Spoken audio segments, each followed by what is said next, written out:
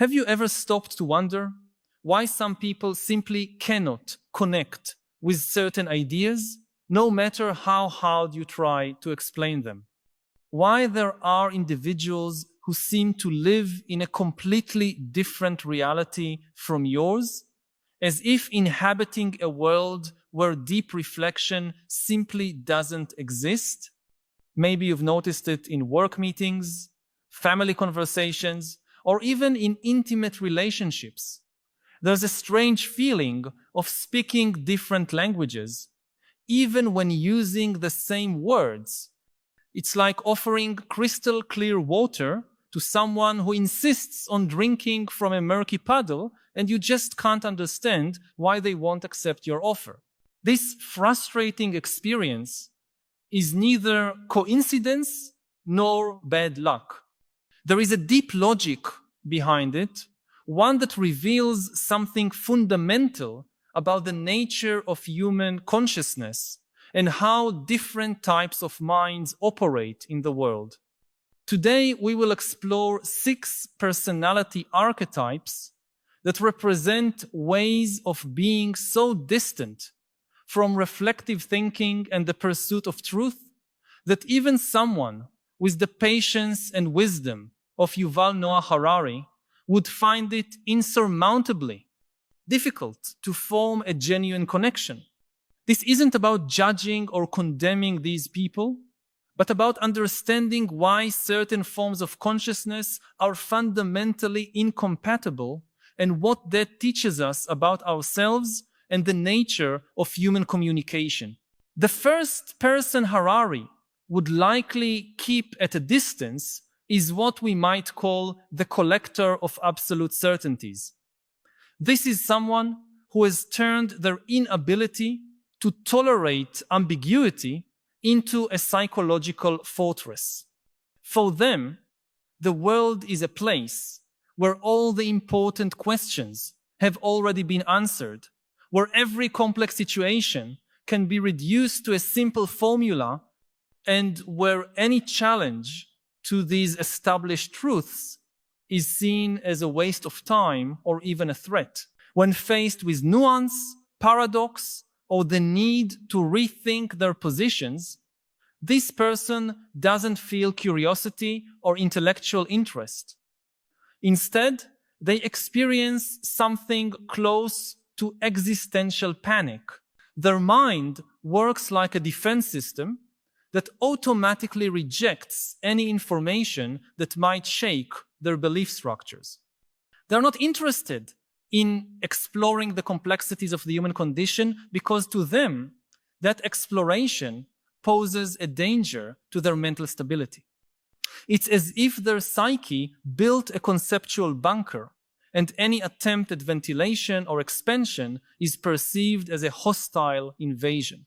Harari, whose entire body of work is dedicated to questioning established narratives and exploring the inherent uncertainty of the human experience, would find in this person not a dialogue partner, but a wall. No matter how patiently he tried to present his ideas, they would be filtered, distorted, or simply ignored by this person's psychological defense system.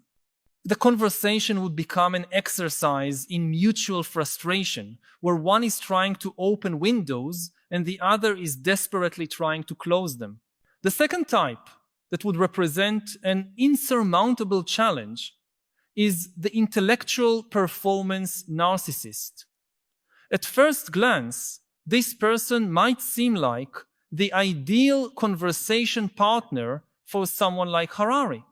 They show interest in complex topics, quote respected authors, participate in philosophical discussions, and project an image of intellectual depth.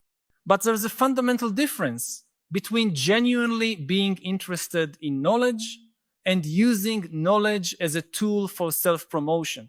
This individual doesn't engage with ideas to understand reality or ease human suffering. They engage with ideas because they want to be seen as someone who engages with ideas. Every conversation becomes an opportunity to demonstrate superiority. Every book read turns into an intellectual badge. Every insight becomes a weapon to establish social hierarchy. For this person, the value of an idea lies not in its ability to illuminate truth or promote well-being, but in its power to impress others and cement their image as a cultured and sophisticated individual.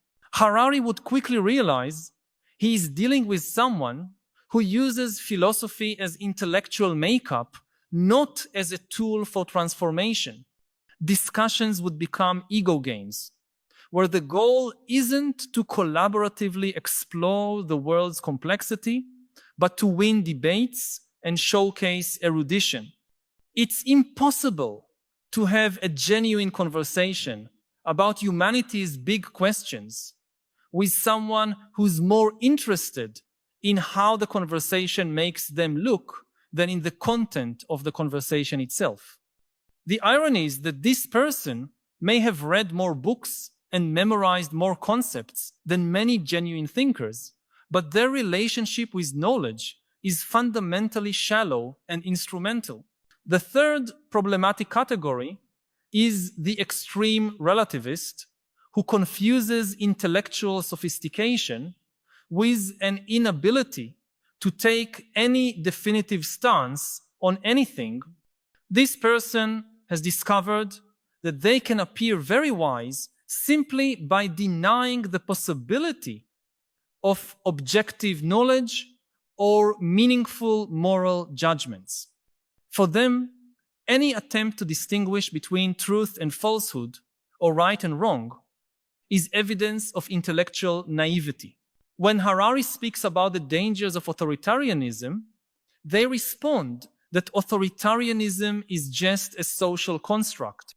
When he analyzes the implications of artificial intelligence, they argue that the very idea of implication is problematic because it presupposes causality, which is merely a way of organizing experience, not an objective reality. In their mind, the only intellectually defensible position is to never defend any position at all. They don't realize that their extreme relativism is in itself a dogmatic position, and that their refusal to make judgments is paradoxically a constant judgment on the impossibility of judgment. The result is an intellectual paralysis disguised as philosophical sophistication. Harari, who devotes his life to careful distinctions and evidence-based positions, would find in this person a conceptual void. There would be no common ground for discussion because one side denies the very possibility of common ground. It's like trying to build a bridge with someone who insists the concept of a bridge is a cultural illusion. The conversation would become a labyrinth of infinite deconstructions where every attempt to establish a starting point is immediately dissolved in questions about the nature of language, reality, and questioning itself. The fourth archetype that would generate fundamental incompatibility is the cynical pragmatist, someone who has reduced the entire complexity of human existence to calculations of immediate personal gain. For this person, questions about the meaning of life, the future of humanity, or the ethical implications of technology are intellectual luxuries for people with too much time on their hands. They live in a world where every action is measured solely by its ability to generate short-term, tangible, and measurable benefits.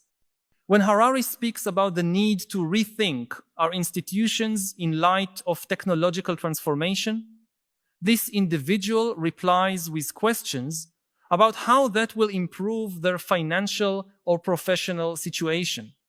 When he explores existential issues arising from AI advancements. They want to know whether to invest in tech stocks. It's not that this person can't understand abstract concepts.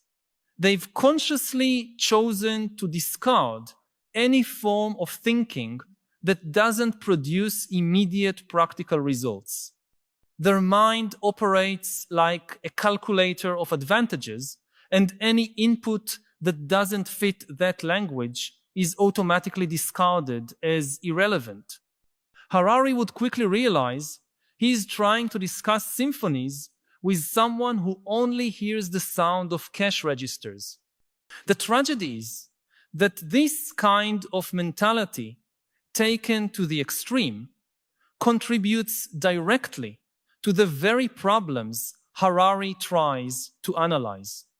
Humanity's inability to think long-term, the reduction of all values to economic metrics, and the creation of systems that optimize parts without considering the whole. The fifth incompatible personality would be the emotional drama addict, someone who has turned emotional intensity into their only way of validating their existence.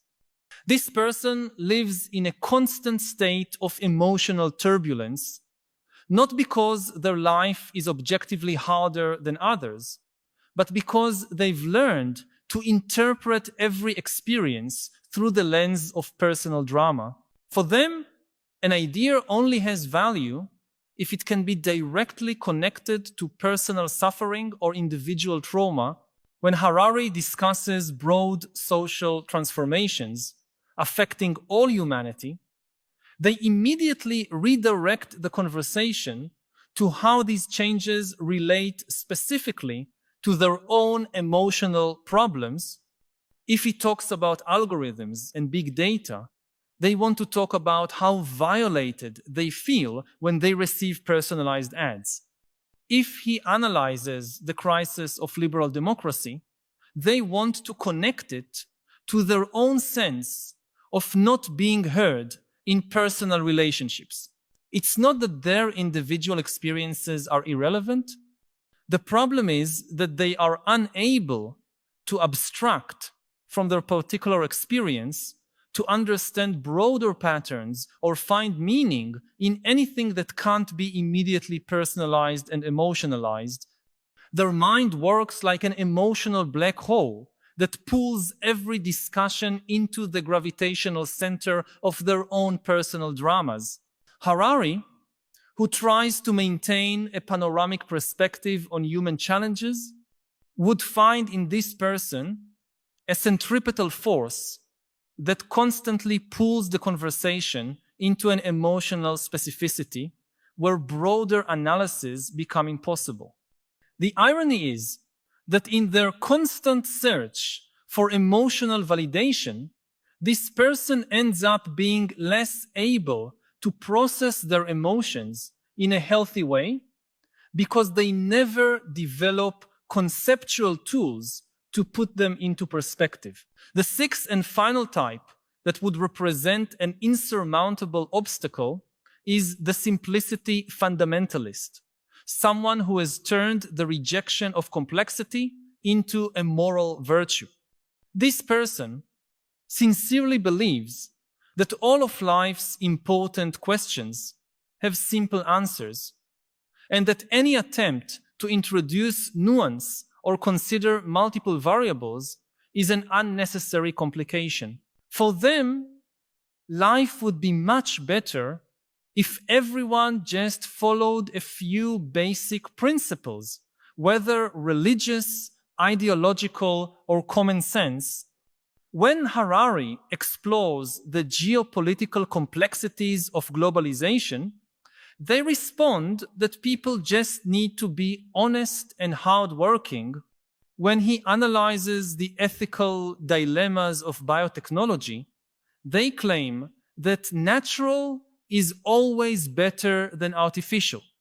When he discusses the paradoxes of modern democracy, they insist that democracy simply means letting the majority decide, This person can't comprehend that their thirst for simplicity is itself a form of psychological complexity. They don't realize that their refusal to consider nuance is a sophisticated choice that requires constant mental effort. Their mind works like a filter that reduces all complex information to pre-established and familiar categories. Harari would find himself trying to explain a prism to someone who insists that light is just white and all colors are illusions created by people who like to complicate things. The conversation would become a constant exercise in reduction, where each attempt to introduce a new analytical dimension is immediately compressed back into a simplistic format and thus incapable of capturing the reality of the phenomenon in question. Now, you might be wondering why it's important to recognize these types of personalities and what that teaches us about the nature of communication and human understanding. The answer is deeply revealing about ourselves and the limits of our ability to truly connect with others. These 6 archetypes represent modes of consciousness that are not simply different from the reflective and questioning mindset that characterizes thinkers like Harari. They are modes of consciousness specifically structured against the possibility of reflection and questioning. It's not that these people struggle to understand complex ideas. It's that they've developed psychological systems that protect them from the need to understand complex ideas. Each of them has found a way to avoid the existential discomfort that comes with an honest confrontation with uncertainty, ambiguity, and moral responsibility, all of which define the human condition. The certainty collector avoids this discomfort through rigid dogmatism. The performance narcissist avoids it by turning knowledge into personal spectacle. The extreme relativist avoids it by denying the possibility of any meaningful knowledge. The cynical pragmatist avoids it by reducing everything to calculations of advantage. The drama addict avoids it by personalizing everything. And the fundamentalist of simplicity avoids it by refusing to acknowledge complexity. There is an important lesson here about the limits of rational persuasion and the nature of mindset shifts. For most of human history, we've assumed that disagreements arise mainly from lack of information or communication failures. We believed that if we could explain our ideas clearly enough or present sufficiently compelling evidence, we could reach any reasonable person. But this assumption ignores the fact that not all disagreements are about the content of ideas. Some disagreements are about the very possibility of having certain kinds of ideas. Some people don't reject specific conclusions of reflective thinking because they found flaws in the logic or evidence. They reject the activity of reflective thinking itself because it threatens the structure they've chosen for their psychological experience. For these individuals, accepting the need to question their own beliefs or to consider multiple perspectives on complex issues or to tolerate uncertainty about fundamental matters would be like accepting the demolition of the mental architecture they've built to protect themselves from existential anxiety. It's not a matter of intelligence or access to education. It's a matter of existential choice about how to deal with the fundamentally uncertain and ambiguous nature of human existence. This brings us to a more nuanced understanding of why certain conversations are impossible no matter how much goodwill is involved. When a thinker like Harari tries to discuss the implications of the biotech revolution with a fundamentalist of simplicity, it's not just a misunderstanding about data or concepts. It's a clash between two radically different ways of organizing consciousness. One form embraces uncertainty as an inevitable and potentially fruitful feature of human experience. The other treats uncertainty as a problem to be eliminated through adherence to simple and immutable principles.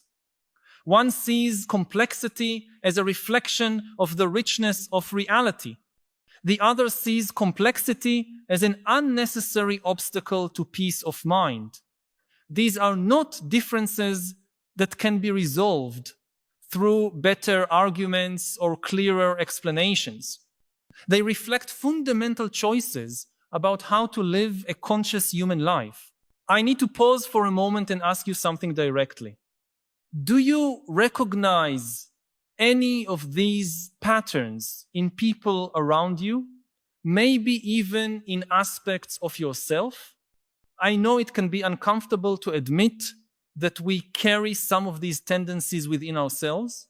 Many of us oscillate between different ways of coping with the world's complexity, sometimes seeking absolute certainties when uncertainty becomes unbearable, sometimes dramatizing our experience when we feel unheard. If you recognized any of these patterns in your own life, share in the comments. I recognize in myself the tendency to.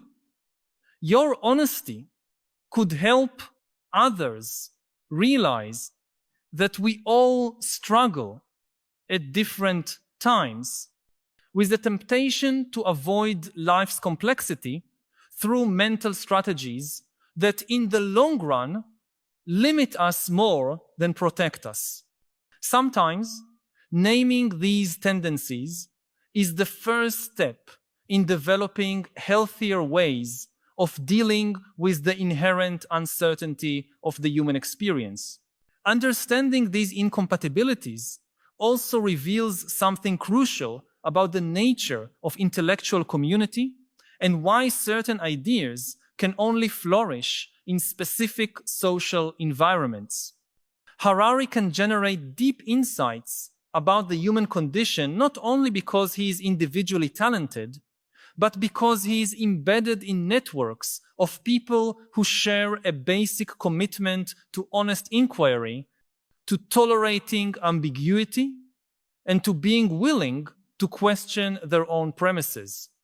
Without this social foundation, even the brightest minds struggle to develop and communicate complex ideas.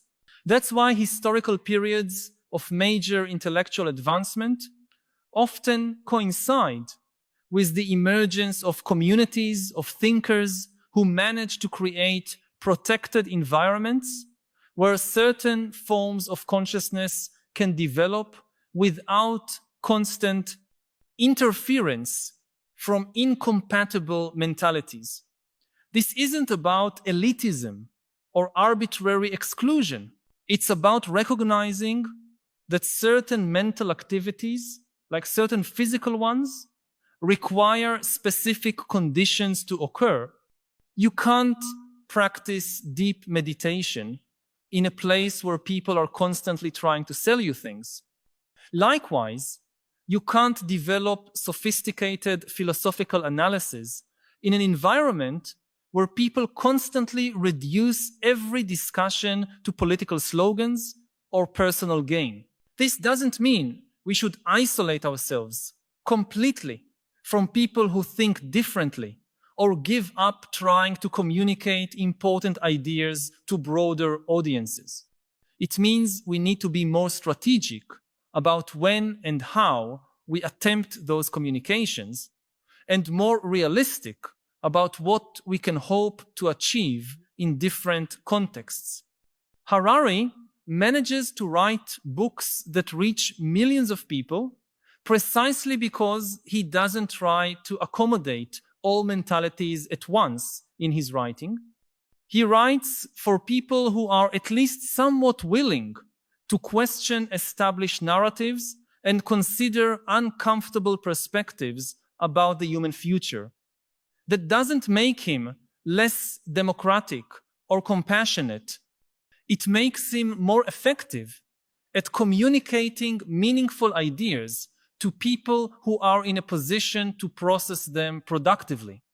The alternative would be to dilute his ideas to the point where they lose any transformative power, all in an attempt to make them palatable to mindsets, fundamentally incompatible with the kind of questioning his ideas demand. There is also an important temporal dimension to this discussion. The 6 personalities we've described are not necessarily permanent states of consciousness. Many people go through different phases in life, sometimes embracing complexity, sometimes retreating into simplicity, sometimes seeking emotional drama, sometimes hiding behind convenient relativism. The incompatibility we're describing is not a lifelong condemnation of certain individuals, but a description of mental states that make certain types of communication temporarily impossible. This means our strategy shouldn't simply be to avoid people who show these traits, but to recognize when they are operating in these modes and adjust our expectations accordingly. It also means we must remain vigilant about our own tendencies to fall into these defensive strategies when we are confronted with ideas that challenge our psychological comfort zone. The difference between a mature thinker and someone trapped in one of these defensive mindsets isn't the absence of temptation to avoid complexity. It's the ability to recognize those temptations and consciously choose to resist them in most situations. Perhaps the most important lesson here is about the nature of intellectual responsibility in an era where we have access to more information than any previous generation, but also face unprecedented pressure to simplify, polarize, and personalize every issue. Each of us makes daily choices about how to respond to this overload of complexity. We can choose the path of patient inquiry and tolerance for uncertainty, even when it's psychologically uncomfortable. Or we can choose one of the many avoidance strategies our culture readily offers: dogmatism, intellectual narcissism, extreme relativism, pragmatic cynicism, emotional drama, or the fundamentalism of simplicity. These aren't one-time decisions. They are recurring choices in every important conversation, in every encounter with information that challenges our assumptions, in every opportunity to examine our own motivations and limitations. Honestly, the relevance of these reflections becomes even clearer when we think about the specific challenges our civilization currently faces. Issues like climate change, global inequality, technological revolution, and the erosion of democratic institutions require exactly the kind of collaborative, nuanced, long-term thinking that the 6 personalities we described make impossible. We cannot solve complex problems with simplistic solutions. We cannot build international cooperation through national narcissism. We cannot navigate dangerous technological transitions through moral relativism. We cannot create sustainable policies while focusing only on short-term gains. We cannot face existential threats through emotional dramatization. And we cannot deal with complex systems by insisting they are simple. The incompatibility between certain forms of consciousness and the need for collective wisdom is not just an academic issue about interpersonal communication. It's one of the main obstacles to the survival and flourishing of human civilization. This brings us back to the original question of why even someone with Harari's patience and communication skills would find these 6 personalities insurmountable. The answer doesn't lie in any personal flaw in those people, nor in any inherent superiority of thinkers like Harari. The answer lies in the fact that there are ways of organizing human consciousness that are structurally incompatible with one another, and that some of these ways are better suited than others to dealing with the kinds of challenges our species currently faces. Recognizing this reality is not a reason for despair or for giving up on communication efforts. It's a reason for greater clarity about when and how to invest our communicative energy, and for greater compassion toward people who have chosen different strategies for dealing with the existential anxiety we all share. If these reflections touched on something you've been feeling, but perhaps couldn't find the words to express, know that you are not alone. By subscribing to the channel, you'll connect with a growing community of people who share your concerns and your desire for a deeper understanding of the philosophical challenges of our time. Each week, we meet here to explore together the great questions that define our era and to seek not only understanding, but also wiser ways of living amid the transformations we are witnessing. This is not just a channel, it is a space for dialogue and collective growth. Join us on this ongoing journey. Subscribe so we can continue this essential conversation about how to live with more wisdom and purpose in a world that often leaves us disoriented and divided. And if this video helped you better understand why certain conversations are impossible, and perhaps also why that is not necessarily a tragedy, leave a like so more people can find these reflections. See you in the next exploration of human consciousness and its fascinating paradoxes.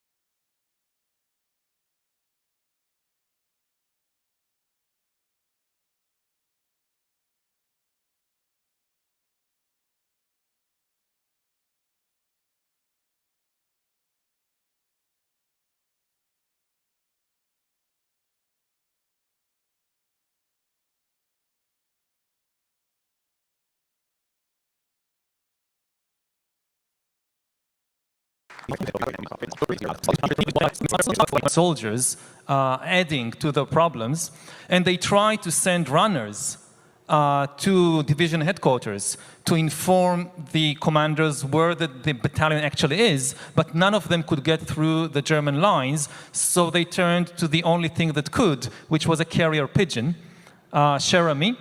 And the commander wrote this tiny note on a piece of paper and attached it to the leg of the pigeon, and they released it to the air, and the pigeon flew through the German fire. It was hit several times. It lost the other leg, luckily not the leg with the note. It was shot through the breast, but it nevertheless managed to get through. And the artillery barrage was lifted, and help was sent to the right place, and the battalion, which was known as the Lost Battalion, was saved. And the pigeon, which was called Cherami, was then hailed as the bird that saved hundreds of American soldiers from death or captivity at the hands of the Germans. At least this was the story, which was repeated again and again in army communiques, in the newspapers. There are movies, there are children's books. So if you want to read a story, there is still a children's book about Cherami, the brave pigeon. A recent historical research that delved into the archives raised a lot of question marks about this whole story. First of all, it now turns out that the headquarters learned about the right location of the battalion before the pigeon arrived. And then it turned out that nobody is sure that the pigeon was actually Cherami, that it could have been a completely different pigeon. But still, the Cherami was displayed in the Smithsonian for years and became a pilgrimage site for veterans of the First World War, and was the most famous bird in the world. And this is part of what the book is about the power of information on the one hand, and about the tension between the truth and the stories we tell, and the effectiveness of stories which are not necessarily always truthful. And that's why it caught my attention, because, as you may have heard in America, we still have some of these issues, and in fact, often with animals. And so I'm going to read a quote that one of our modern philosophers dealing with the same issue, J.D. Vance, said yesterday. If I have to create stories so that the American media actually pays attention to the suffering of the American people, then that's what I'm going to do. You are in favor of that, correct?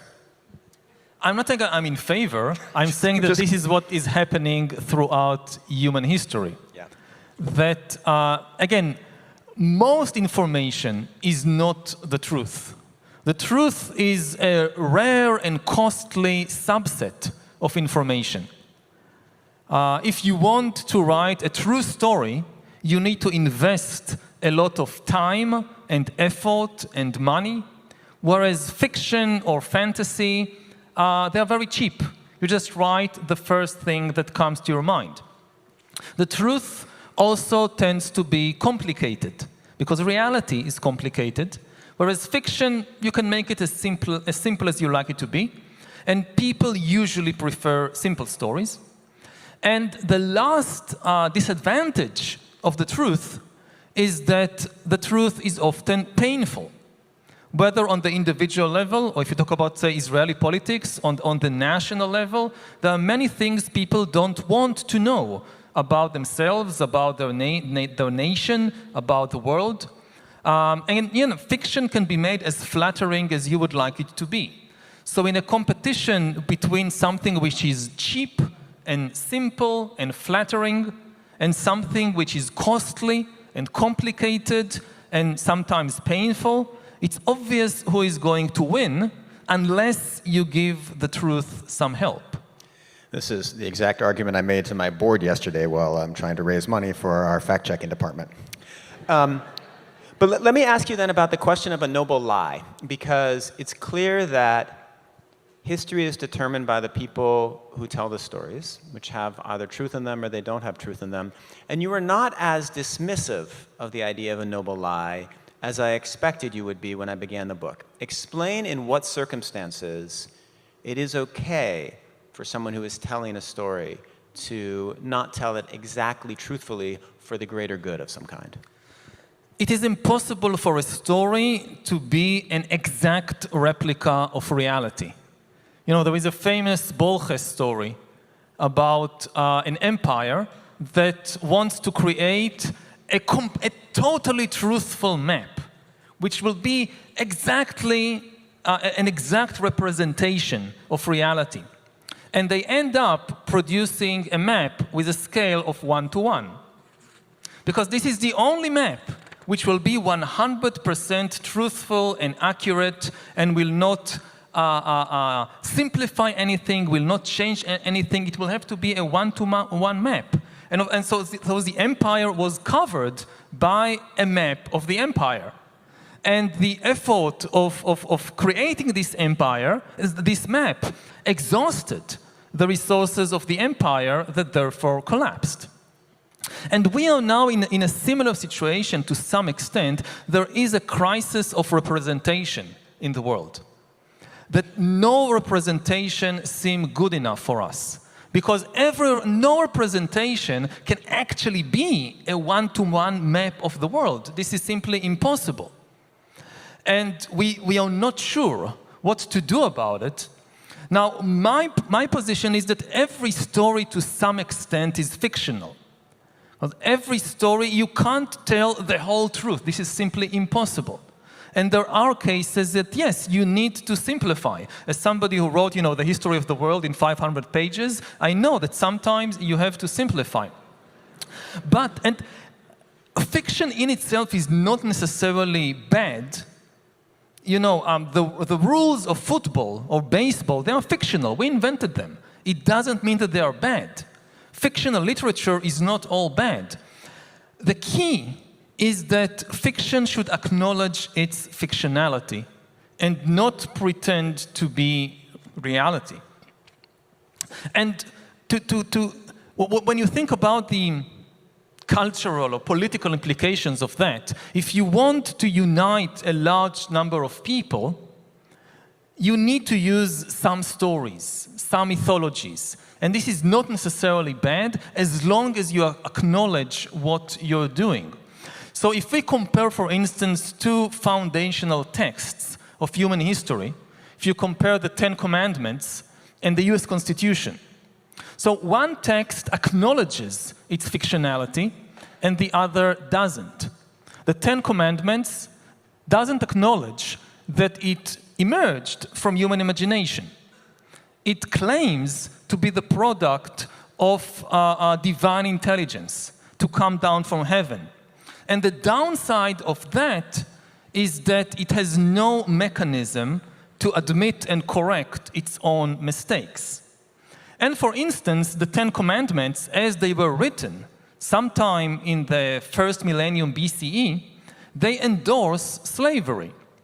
Many people don't think about it or don't notice it, but the 10th commandment actually endorses slavery. It says it's okay to hold slaves because the 10th commandment says that you should not covet your neighbor's field or ox or slaves, which implies that God has no problem with people holding slaves. God has a problem only if you covet the slaves of your neighbor. No, that's not okay. That will make God angry.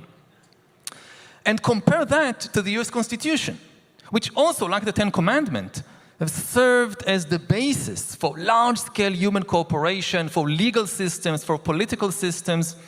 Whereas the 10 Commandments start with, I am your Lord God, the US Constitution starts with, we the people. We the people invented this document. We invented these laws.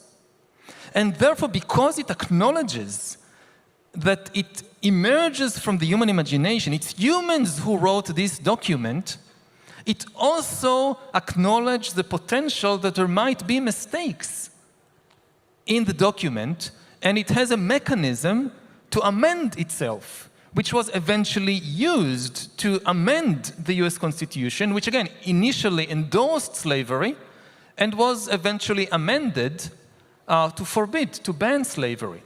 Whereas with the Ten Commandments, because they claim to be just, they came down from heaven, there is no mechanism to change the text.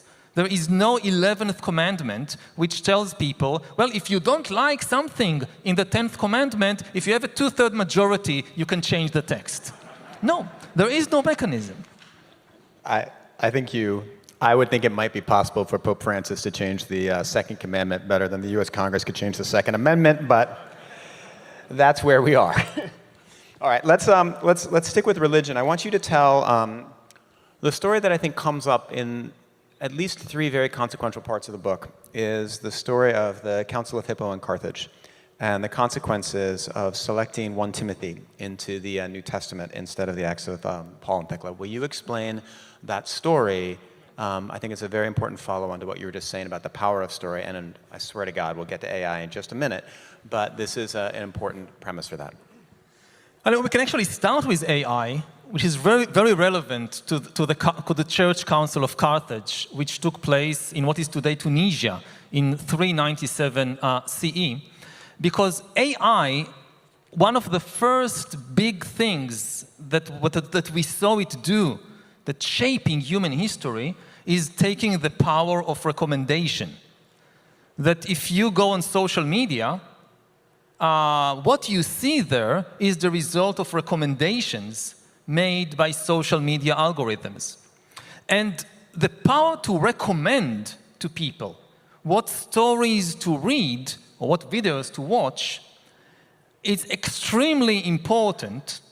And one of the best examples in history for the power of recommendation is the editorial process that created the Bible in the New Testament.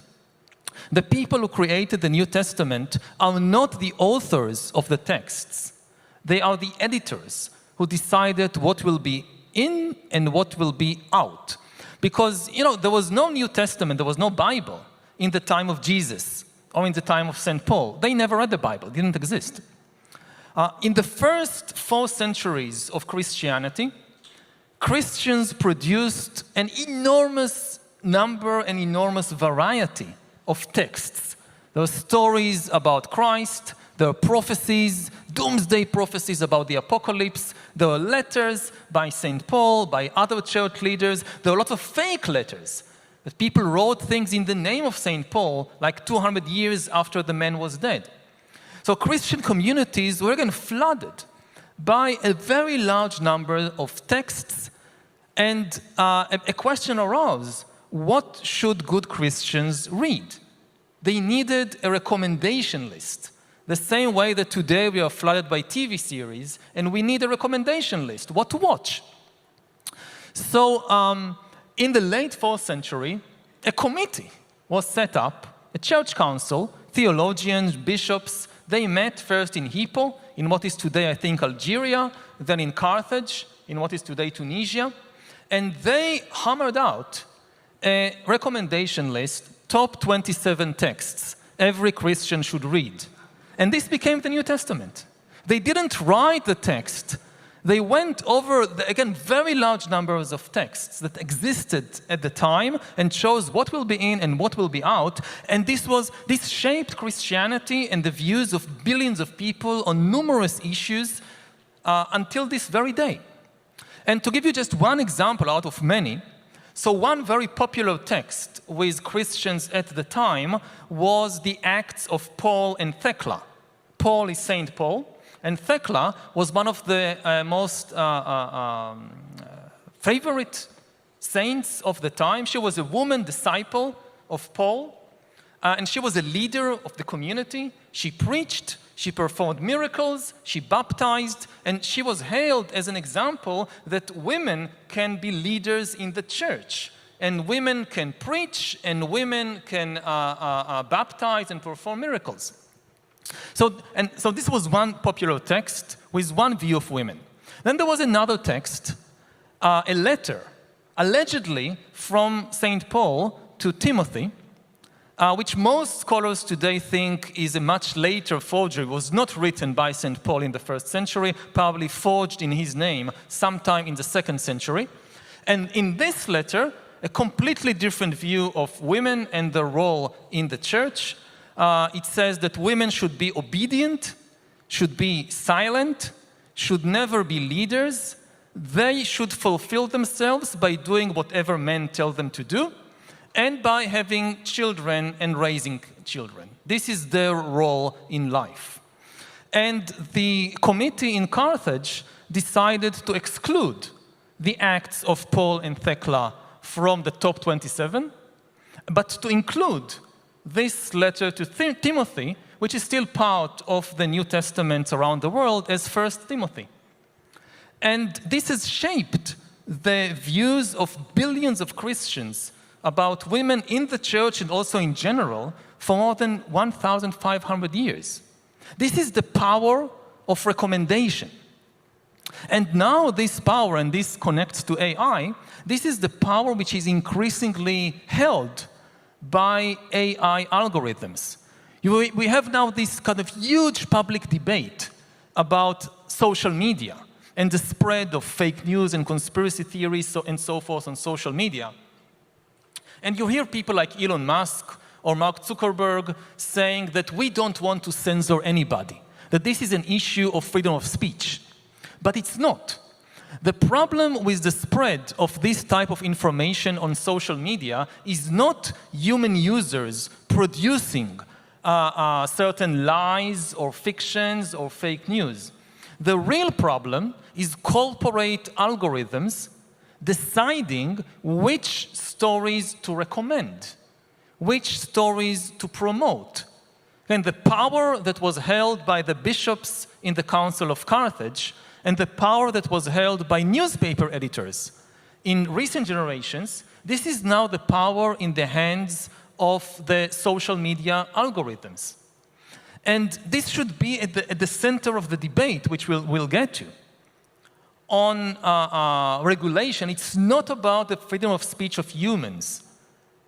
It's about the responsibility of the corporate algorithms. Because if a corporate algorithm decides to promote a certain conspiracy, this is not on the person who invented it.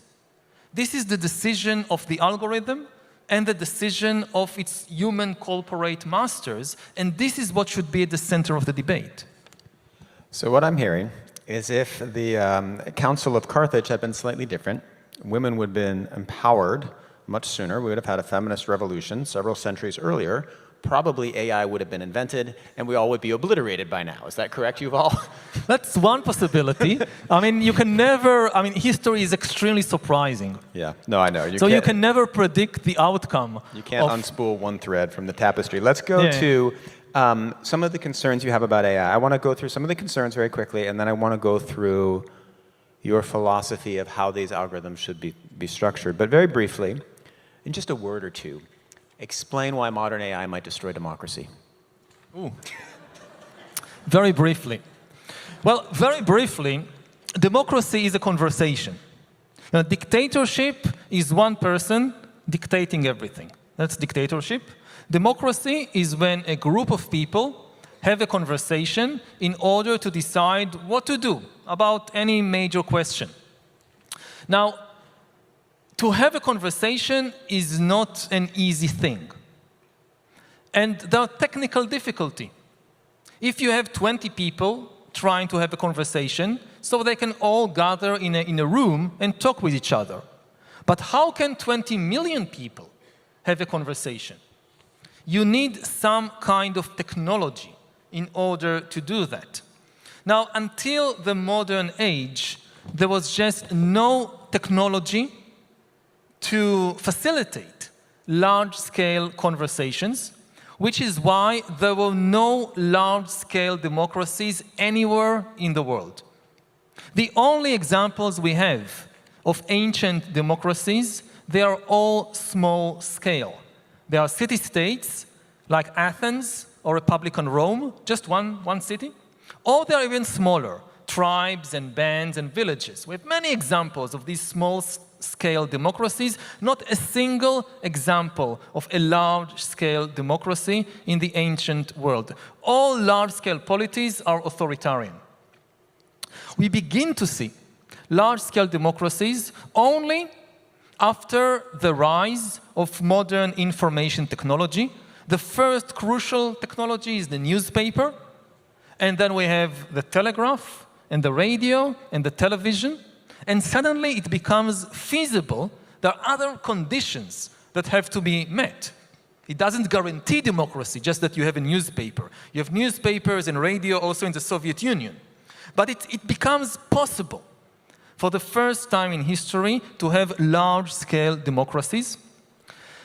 And it's important to understand that because it means that information technology is not a side dish, that you have democracy, and on the side you have all these issues with information technology. No, information technology is the basis of democracy.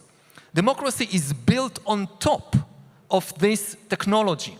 So any major change in information technology is likely to cause an earthquake in democracy, which is built on top of it. And this is what we are now seeing all over the world. What we are seeing all over the world is the collapse of the democratic conversation.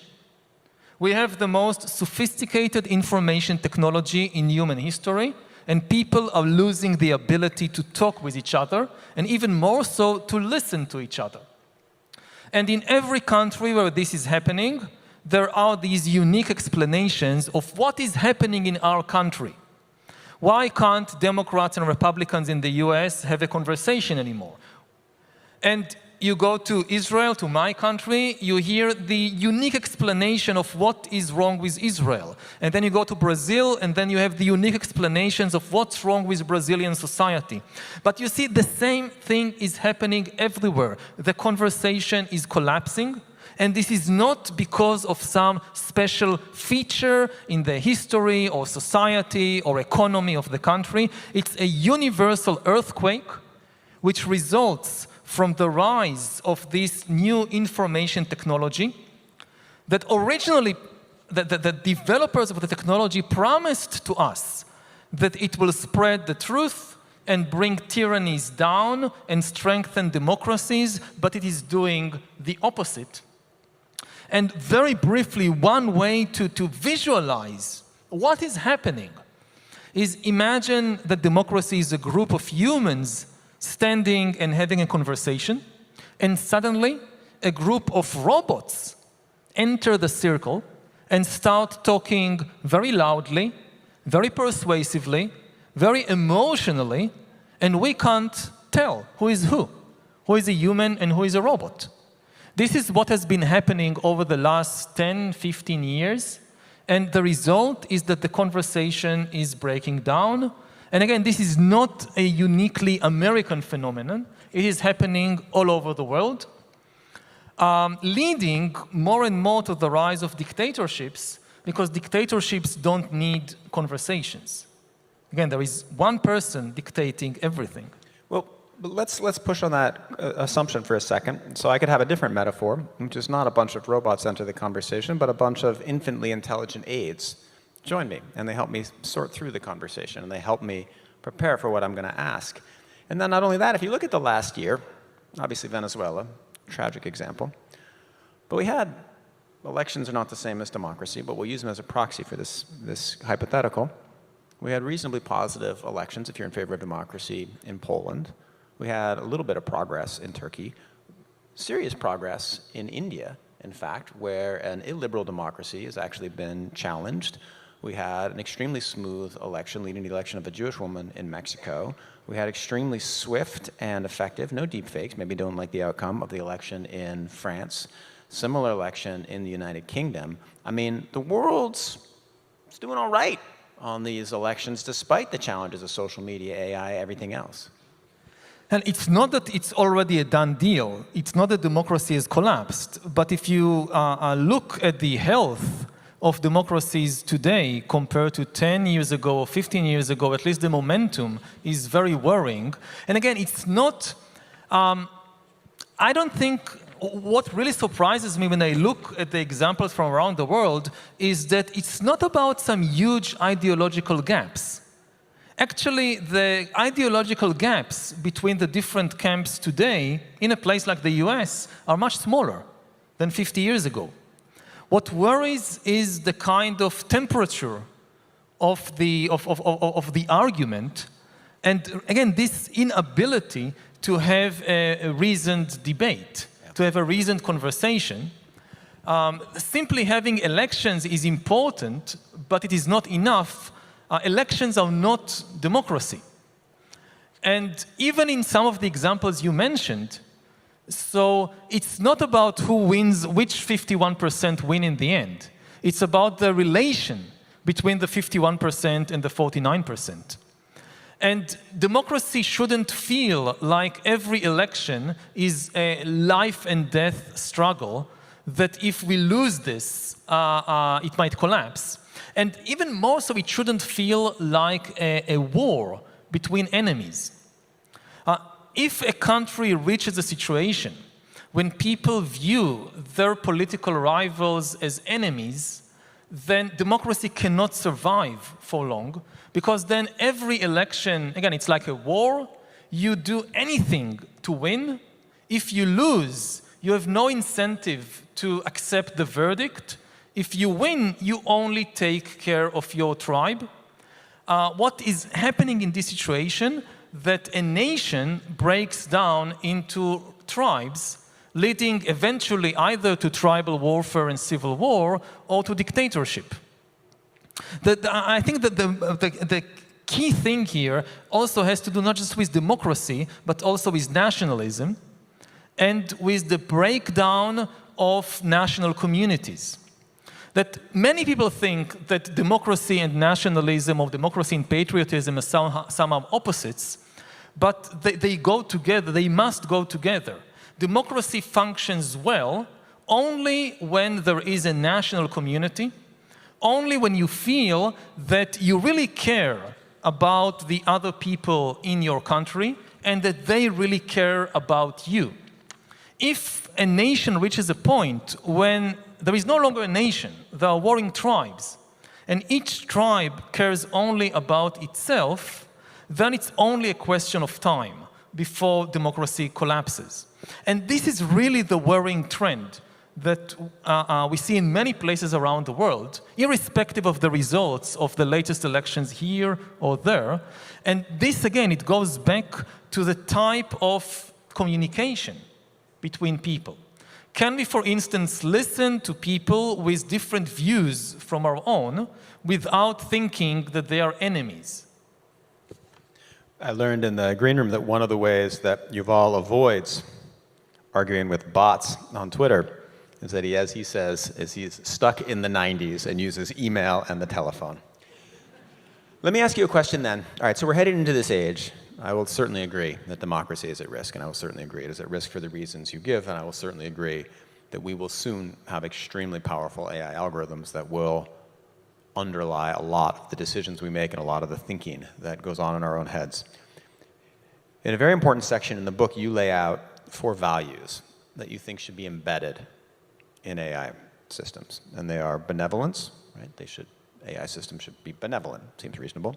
Decentralized, mutuality, you should understand about it, what it understands about you, and the ability to evolve, much as you said about the US Constitution versus the 10 Commandments.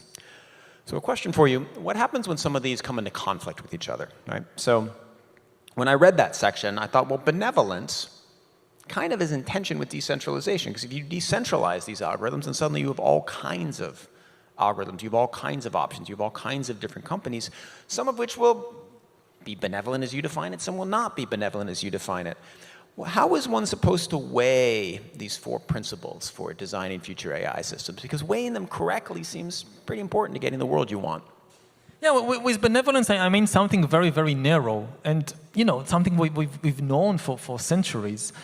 Simply that if you get hold of my information, you should use it for my benefit and not in order to manipulate me. Which is a basic principle that we already have with our doctors and our lawyers and our accountants and our therapists, and it should be no different with the people who provide us with digital services like social media or like email. Like my personal physician... But pause for a second. Facebook would not have said it's manipulating us even when in the sort of the heyday of its algorithm. It would have said it's giving us what we want. That's one way of putting it. And the Facebook algorithm has enormous power over us.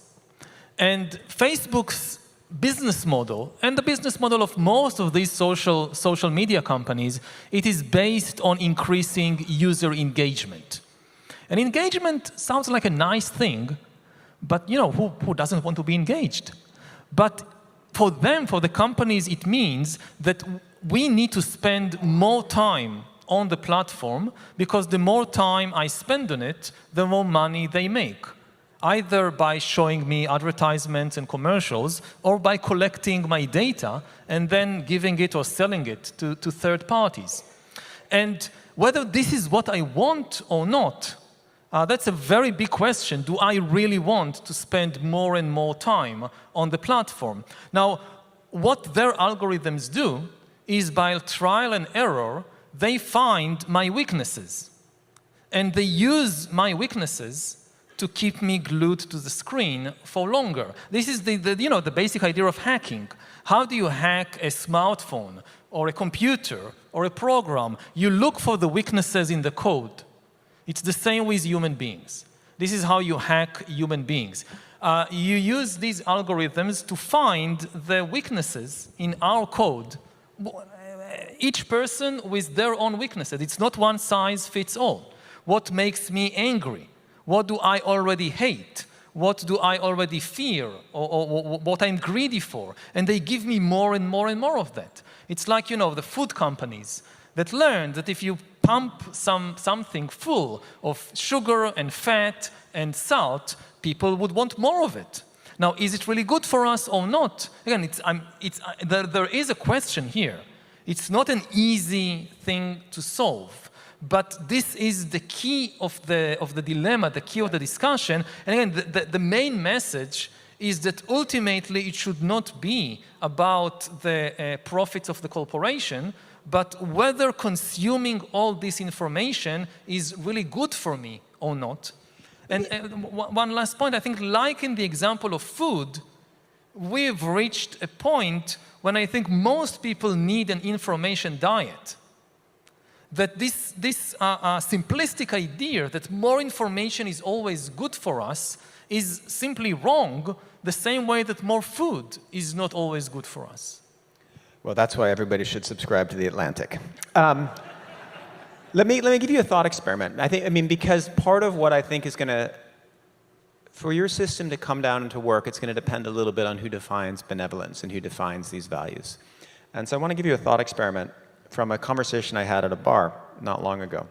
So I met somebody. I'm going to change some of the details because I can't reveal who they are and what exactly they do. But it was an engineer who works in AI, and they make algorithms. And their current job is that they work for the state of Texas, and they're in charge of the sentencing algorithm. And so they're in charge of an AI algorithm that will determine how long somebody who's guilty will be sent to prison. And so they have hard tasks, right? They have to make sure any algorithm that is trained on historical data will have the biases of that historical data. So you train a sentencing algorithm on historic Texas data, it will be racist, so you have to control for that. You may let the women out sooner, you have to make sure that's proper and right. And you go back through and you control through it and you try to fix that. And so we're having a long conversation and I'm asking her, well, how do you control for this, and how do you control for that, and how do you control for this? And eventually she says, you know what I do, Nick? She said, I've rigged the algorithm. And I've rigged it in such a way that everybody will be sentenced for much less time than the state of Texas did before. And I've done it in such a way the state of Texas will never figure out that I've done that. Is that something that an AI engineer should be doing? That's extremely dangerous. Extremely dangerous, but it may be a value that many liberals agree with, and they feel like conservative states have sentenced people for too long. So it's embedding a value that that person feels is benevolent into a system. and leading to what they believe is justice. At the very least, when we are talking about, the law of a country, this should be left to the citizens and to the voters, Well, it has and been. not to the, a dictatorship of an engineer. Well, they've given the power to hire whatever contractor they want to the state. They've elected, the governor of the state of Texas, and they've hired this person. The state is not Texas where this is happening, so don't Google sentencing algorithm. It's a different thing in a different place. You won't be able to figure it out, but it's the same example. I think that the key point that is raised by this example is the issue of unfathomability. To what extent we can still understand the systems that control our lives. Yeah. When I get this question a lot of what really frightens me about AI. And you have these kind of Hollywood science fiction scenarios of the big robot rebellion, and the robots are rebelling and coming to kill us, and this is unlikely to happen anytime soon. But what is already happening, this is not a science fiction scenario for the future. What is already happening is that we basically have millions of AI bureaucrats, millions of bureaucratic algorithms making more and more decisions about our life. We apply to a bank to get a loan, it's an AI deciding. We committed a crime, they send us to prison, it's increasingly an AI deciding for how long. And this could rise to the level of key economic and financial decisions about what would be the rate of interest of the Federal Reserve. This could increasingly be a decision made by AIs and not human beings. And there are many good reasons why to give this kind of power to AIs. But what happened down the road when eventually so many of these crucial decisions about us are made in a way that we simply cannot understand? We don't know why the bank refused us a loan.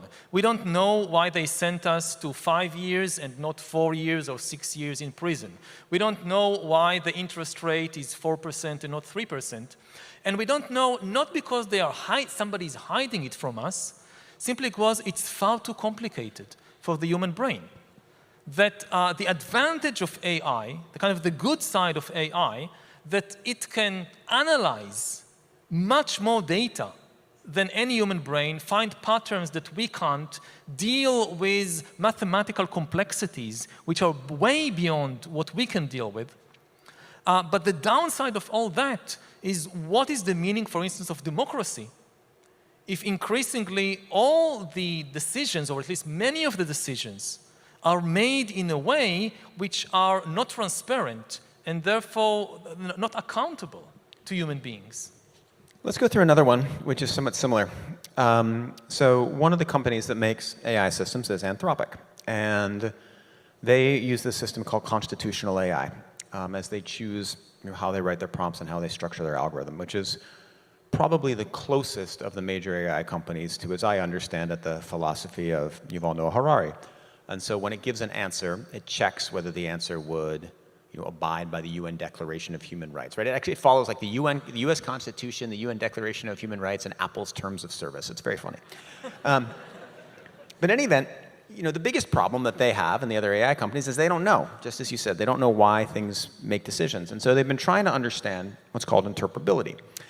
And so they went in and they said, well, let's see what happens if we go into all of our training data and we add a little extra weight to everything that has to do with the Golden Gate Bridge. So if there's a picture of the Golden Gate Bridge, we'll weigh it double. If there's a mention of the Golden Gate Bridge, we'll weigh it double. If there's a box score about the San Francisco Giants, we'll weigh that a little more than one about the Philadelphia Phillies.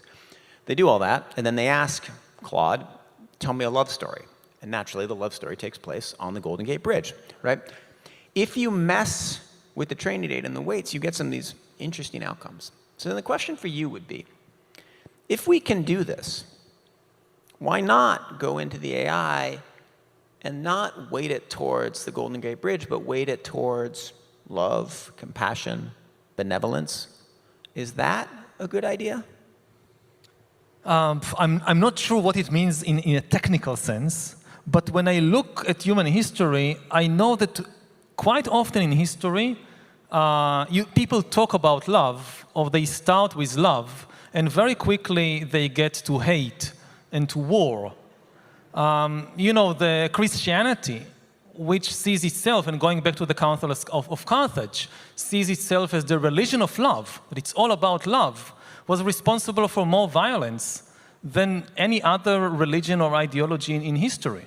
And they somehow found a way how, out of love, we wage crusades, and we build inquisitions, and we burn heretics at the stake. It's all out of love.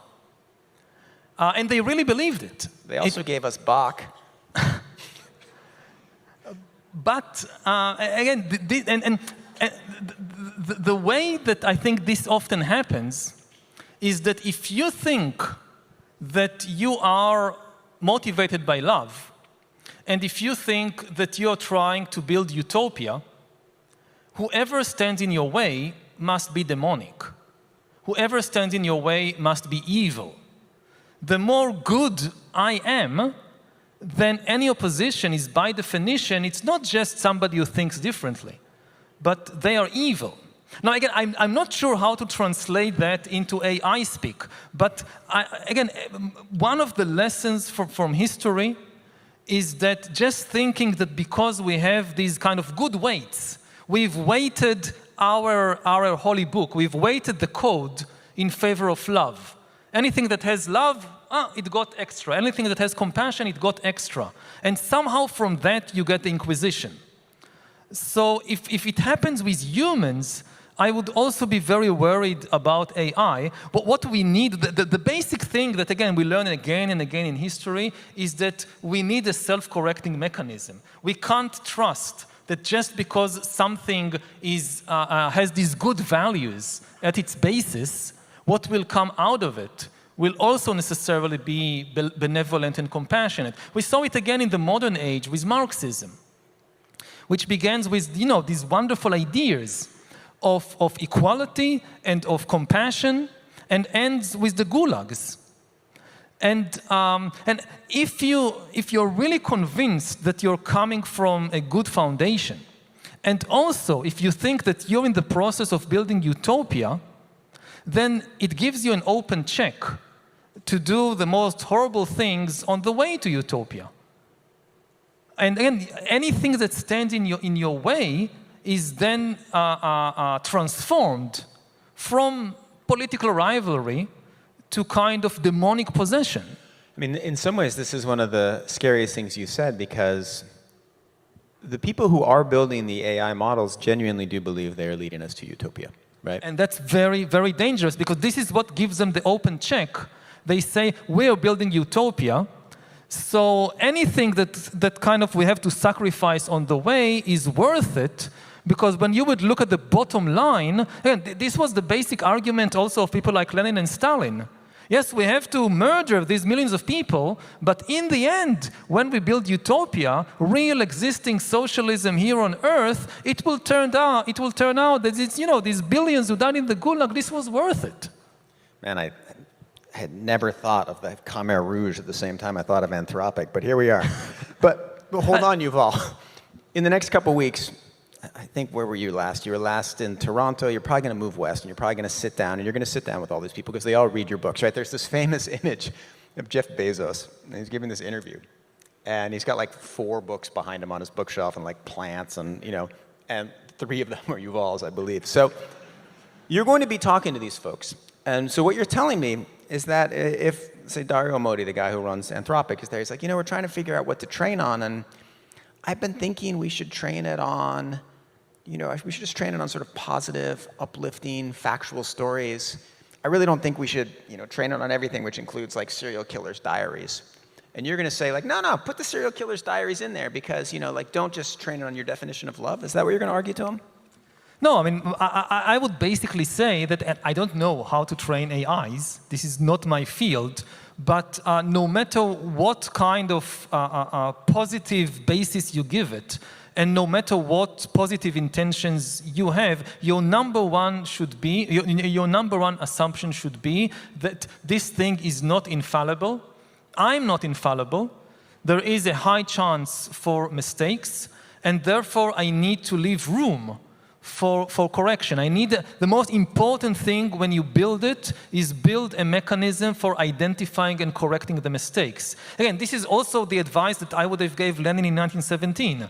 Like, you're going on this huge experiment, you're thinking that you're building utopia, start with the assumption that you will make mistakes, include in the structure, say, of the Soviet Union, mechanisms for identifying and correcting the mistakes of the system, including the mistakes of Lenin and of whoever is going to succeed you, which is the one thing they didn't do.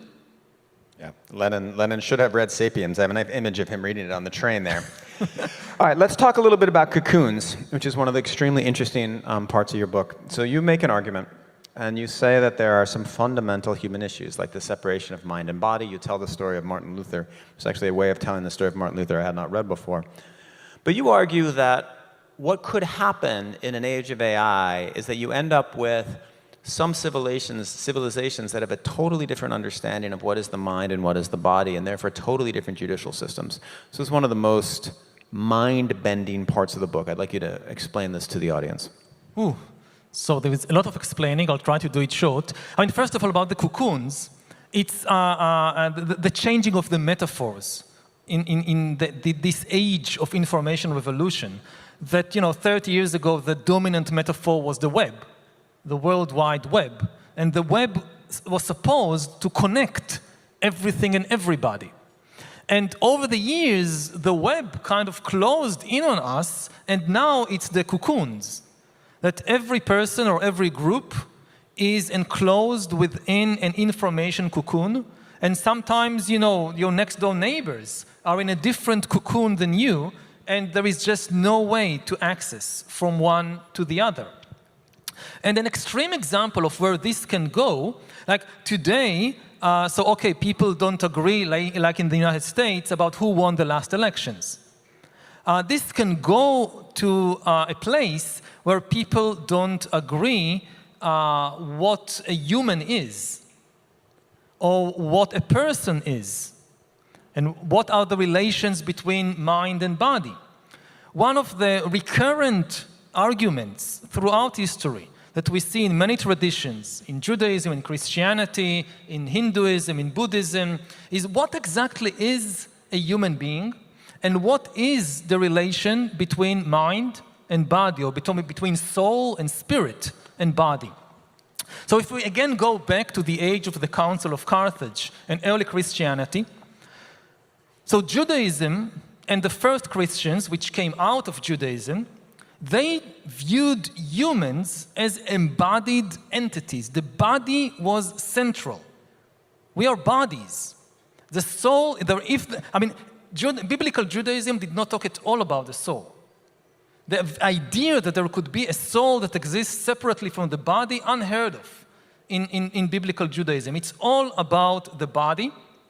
And also the first Christians, they focus on the body.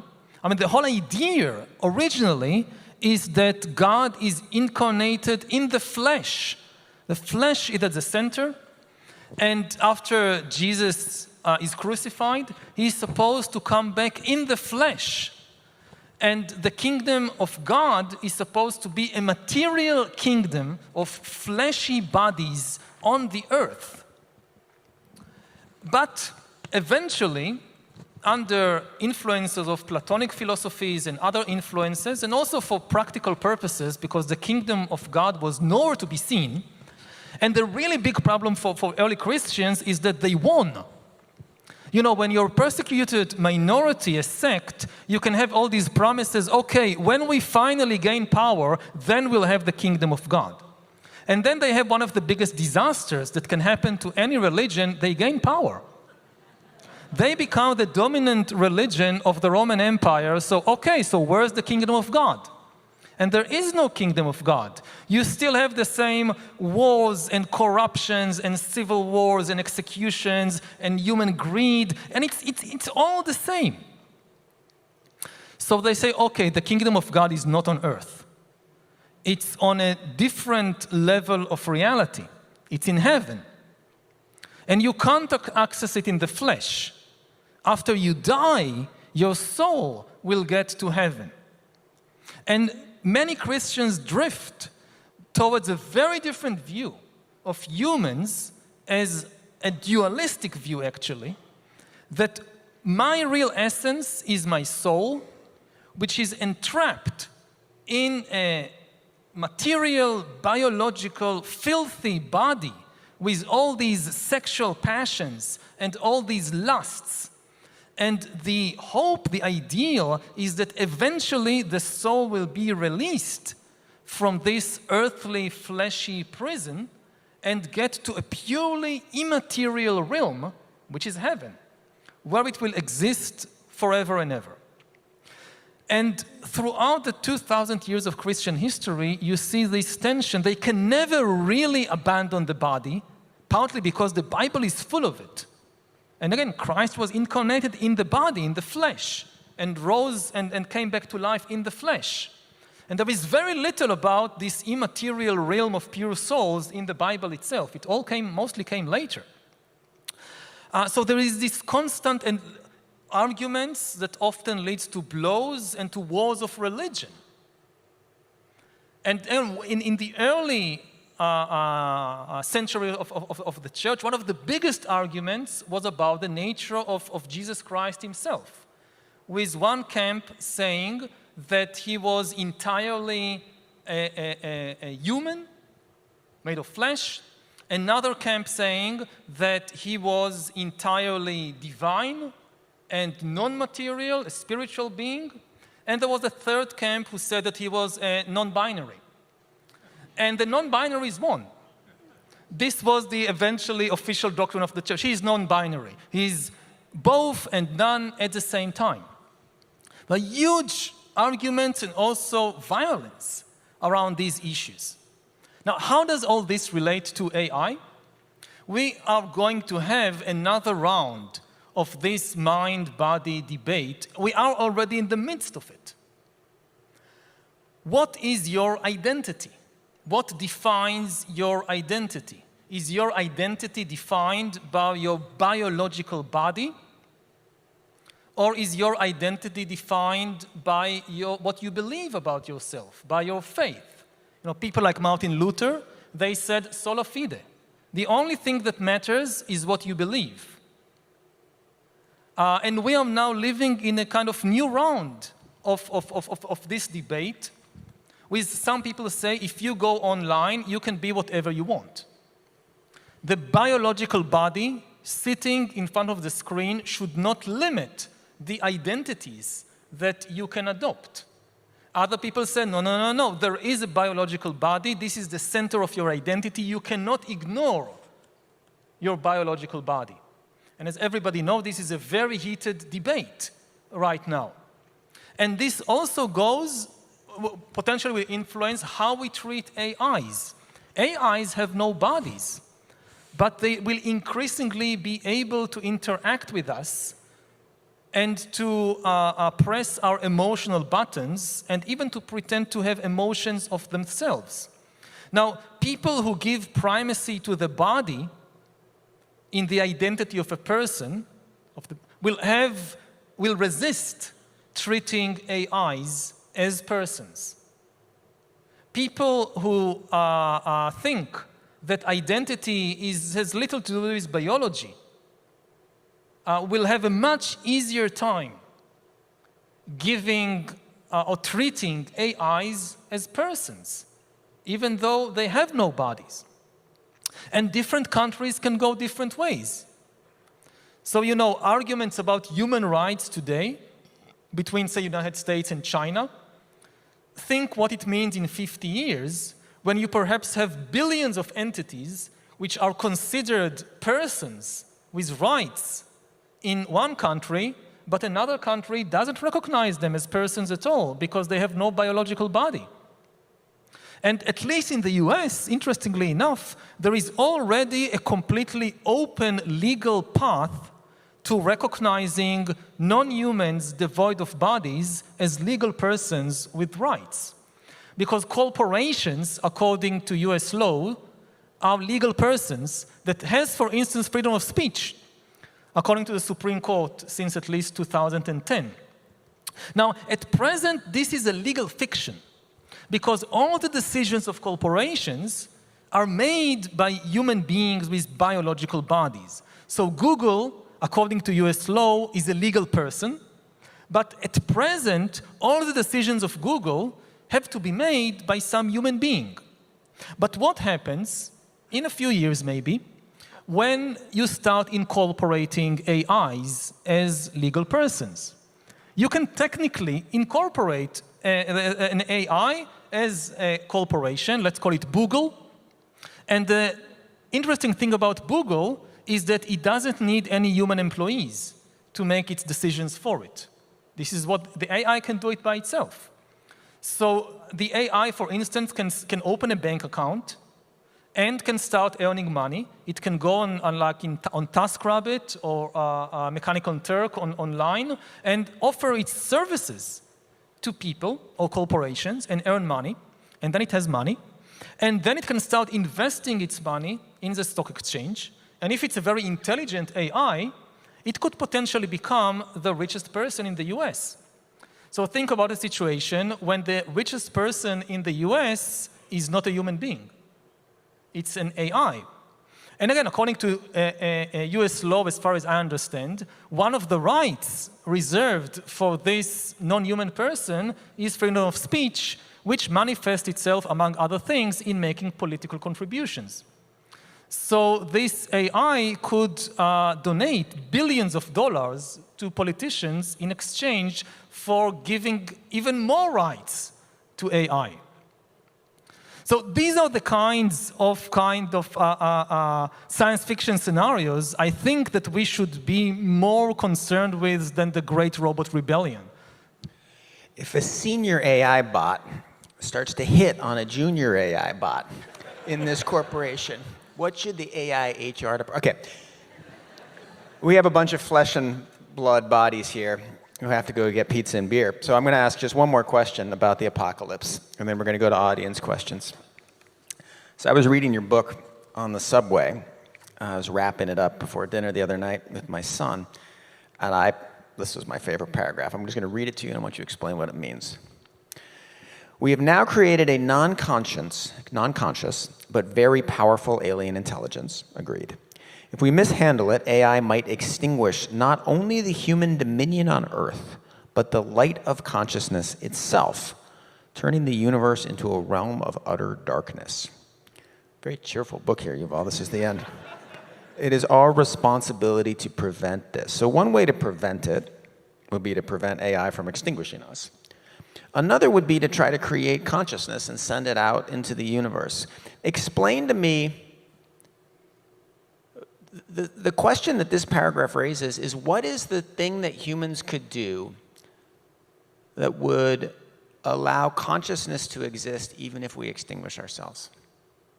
Oh, I'm not sure what it is. I mean, the problem is we still don't understand consciousness. We don't know how it emerges in us.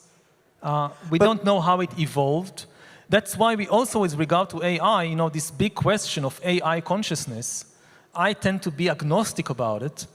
I don't think that AIs will necessarily develop consciousness, but I'm not sure that they will never develop consciousness. Could be.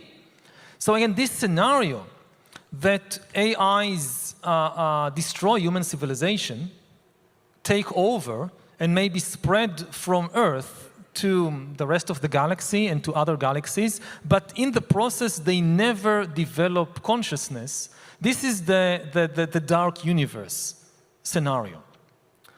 That, again, that there is huge confusion about these two terms because in humans they go together. Intelligence is the ability to attain goals and solve problems on the way to that goal. Consciousness is the ability to feel things like pain and pleasure and love and hate. Humans solve problems relying on our feelings. In us and in other mammals and animals, consciousness and intelligence go together. This is why we confuse them. Now, in computers, so far, we've only seen an advance, a huge advance in intelligence, without any advance in consciousness as far as we can tell. In some fields, narrow fields, AI is already far more intelligent than us, and still it has no consciousness. When it wins the game of chess, it's not happy. When it loses, it's not sad. It doesn't feel anything. Now, in many scenarios, as AI becomes more and more intelligent, at some point, it also gains consciousness. But there is no reason to think that this is inevitable. There could be different roads leading to superintelligence. Mammals and humans have been traveling along one road for millions and millions of years, a road which involves the development of consciousness. Computers, AIs, might simply be traveling along a different road, a much faster road, which reaches superintelligence without passing through any phase of developing consciousness. And if this happens, and if it gets out of our control, this could spell, again, not just the end of the human dominion on Earth, but the end of the light of consciousness itself. You can have a galactic empire without any feeling, and nothing feels anything. It's just all dark. But why is that? Explain to me why that is so much a worse outcome than just the obliteration of humans, which is a plenty bad outcome. There are other entities, conscious entities in the world right now. There are other animals. There is no reason to think that, in the history of billions of years of life, that sapiens is definitely the last station. Whether through biological evolution, or whether through some kind of combination with AI, it's very likely that if we survive, I don't think that humans like us will still be here in 1,000 years or 10,000 years. The technology will be so advanced that there will be sentient beings, but they will have completely different bodies and minds, completely different experiences. And this is not necessarily bad. The same way that, the fact that we are here and the first human species that existed 2 million years ago are gone, we don't think about it as a tragedy.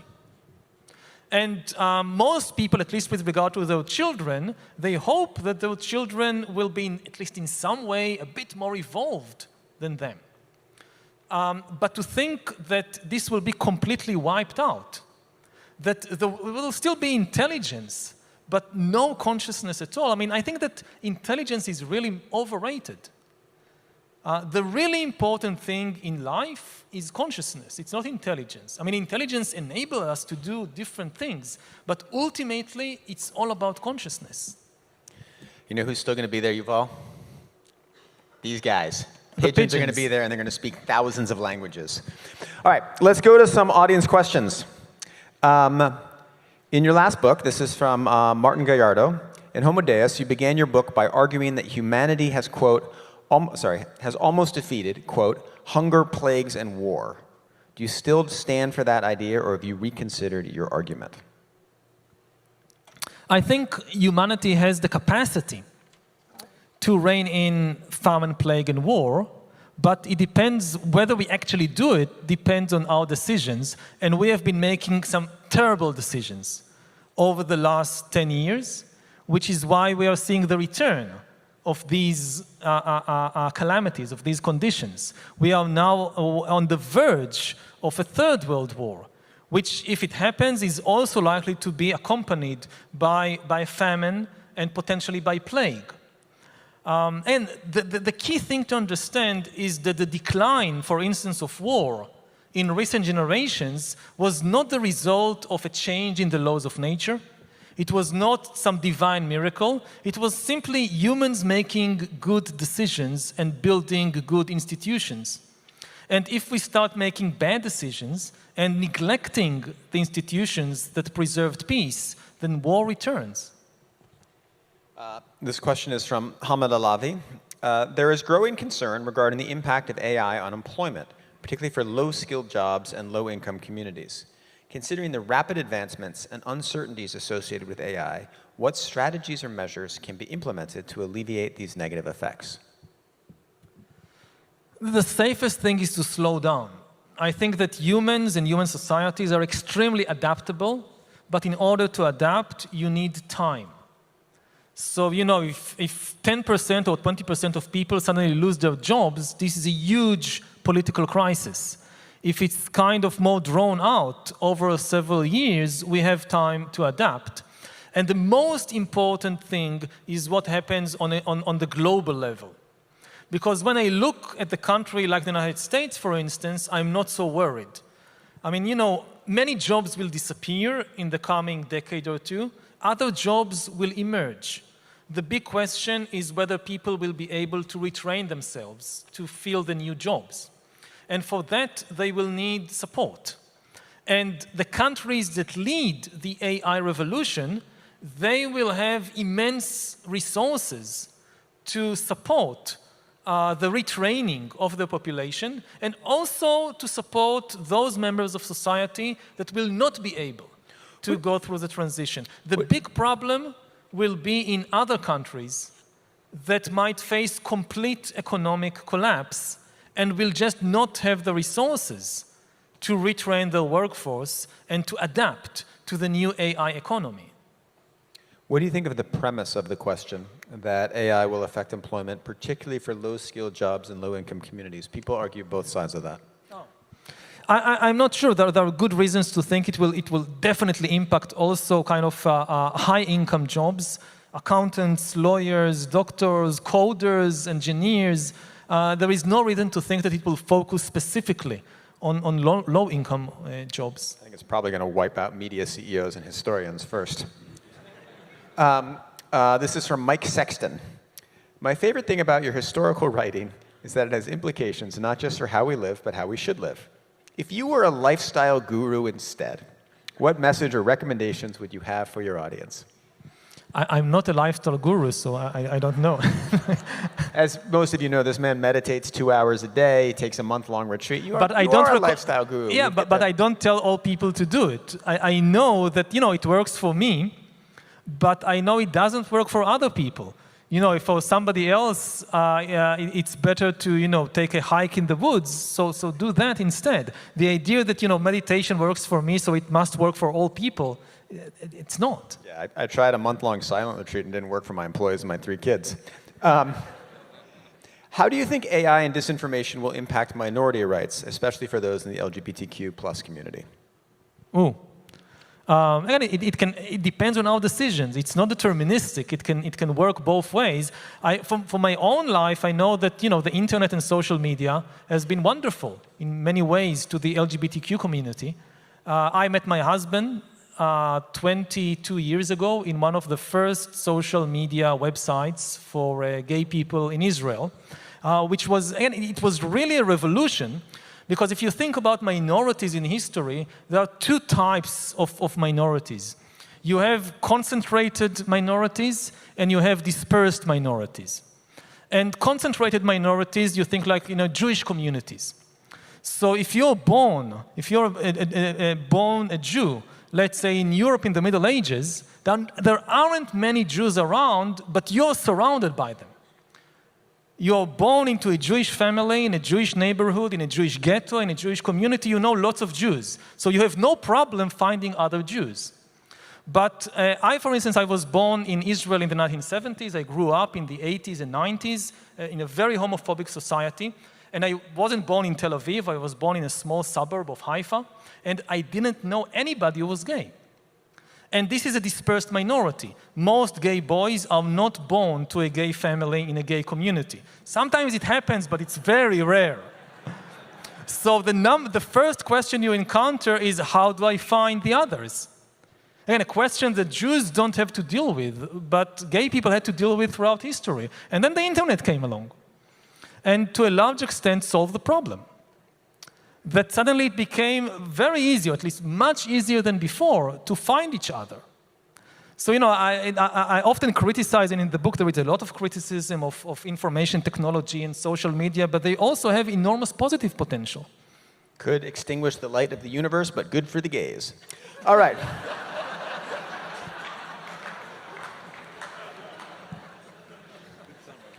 Thank you. If you could resurrect one other species of human that is now extinct, which one would you bring back and for what purpose? I think it will be very bad for them. I mean, the way that our species treat ourselves, just because we have a little bit of different language or skin color, I wouldn't like to be a Neanderthal minority or the niece of a minority in a sapiens world. Should AI be raised with human parents along a curated, this is from Kathleen Landers, along a curated developmental trajectory to create a sense of love and attachment and connection on the assumption that it's possible to instill a moral code in the way one is created by humans? We should try. AIs are not organic. I mean, they function along a completely different, in completely different ways. They are not, I don't know, chimpanzees or Neanderthals that you can think, okay, I'll raise a chimpanzee in a human family so it will become human-like. And this is a key kind of misconception we often have about AI. Like you have all these people asking, when will AI reach human-level intelligence? The answer is never. It's not on the path to human-level intelligence. It's not human, it's not even organic. I mean, for me, I mean, you know, the acronym AI traditionally stood for artificial intelligence. I think it should stand for alien intelligence. Alien not in the sense of coming from outer space, alien in the sense that, yes, this is intelligence, but it makes decisions, it processes information, it invents ideas in a fundamentally alien way. Again, it's not organic. One thing, just one very important thing is that organic beings, we work by cycles. Day and night, winter and summer, growth and decay, and sometimes we're active, sometimes we need to rest. One of the problems we encounter more and more in the world is that now the world is increasingly run by these non-organic intelligences that never need to rest, and they don't have cycles, and they pressure us to be the same. Instead of them becoming like us, they pressure us to be the same. And if you force an organic being to be on all the time, to be active all the time, eventually it just collapses and dies. You know, you think even about something like the financial system.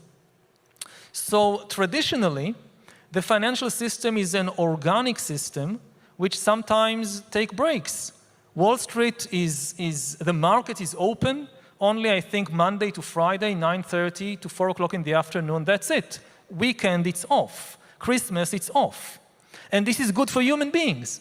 But if you give AIs greater control of finance, then the system is always on, and this puts pressure on human financiers and bankers to be always on, which is just humanly impossible. And the same thing is happening to journalists, and the same thing is happening to politicians, which consequently collapse.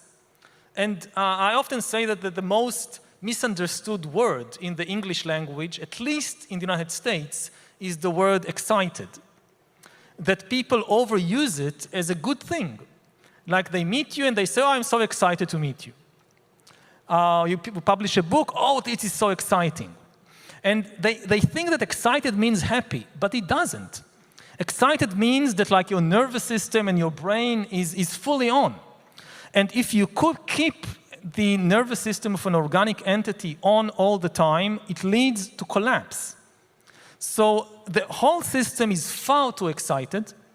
We need to relax. Like we meet each other, I'm so relaxed to be here with you today. And not excited at all. And just think how good it would be if politics was less exciting. Like, what we need, I think above all in politics is boring politicians. Like I would say, vote for boring politicians. All right, well, I am so relaxed to ask the very last question of the night, Yuval. This is from Misha. Do you think that future reliance on artificial intelligence will impact and compete with religion as a source of spirituality? Could be, quite likely.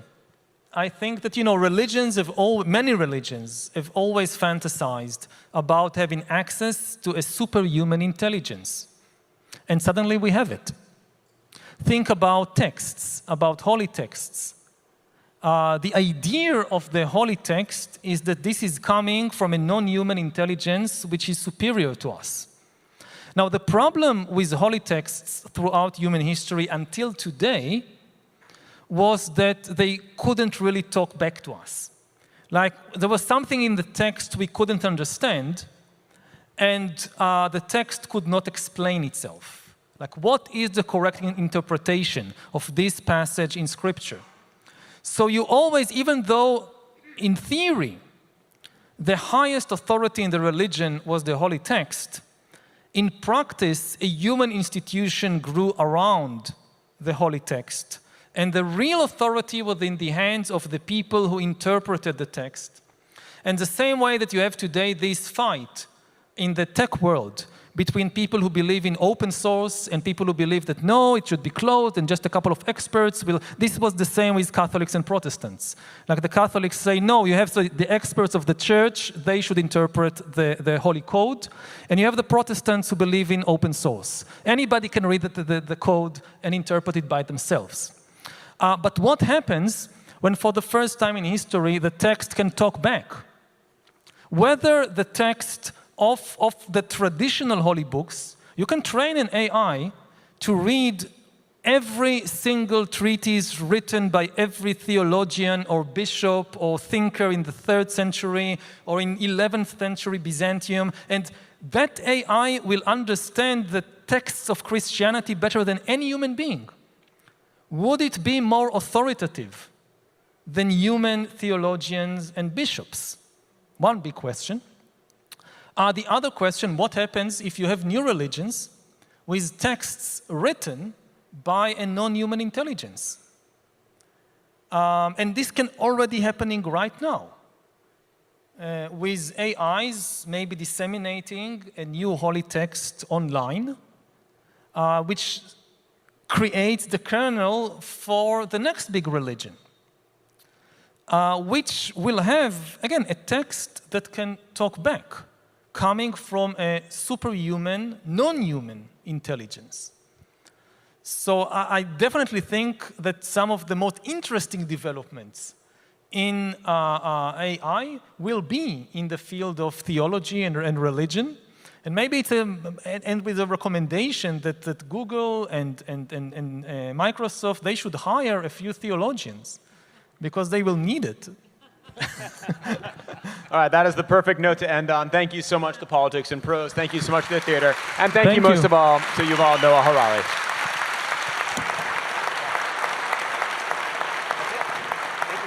So you are a military, you studied the military history of the Middle East. Did you ever expect to now be the foremost expert on all things AI and whether we are doomed as humanity? I'm not the foremost expert, but I didn't expect to be talking about AI with such an audience.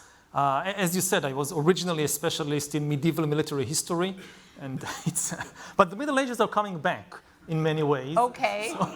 Okay, we're going to get into that. And then feel free to get into that as I ask you this first question. You call artificial intelligence, or alien intelligence as you refer to it throughout your writing, the rise of a new species that could replace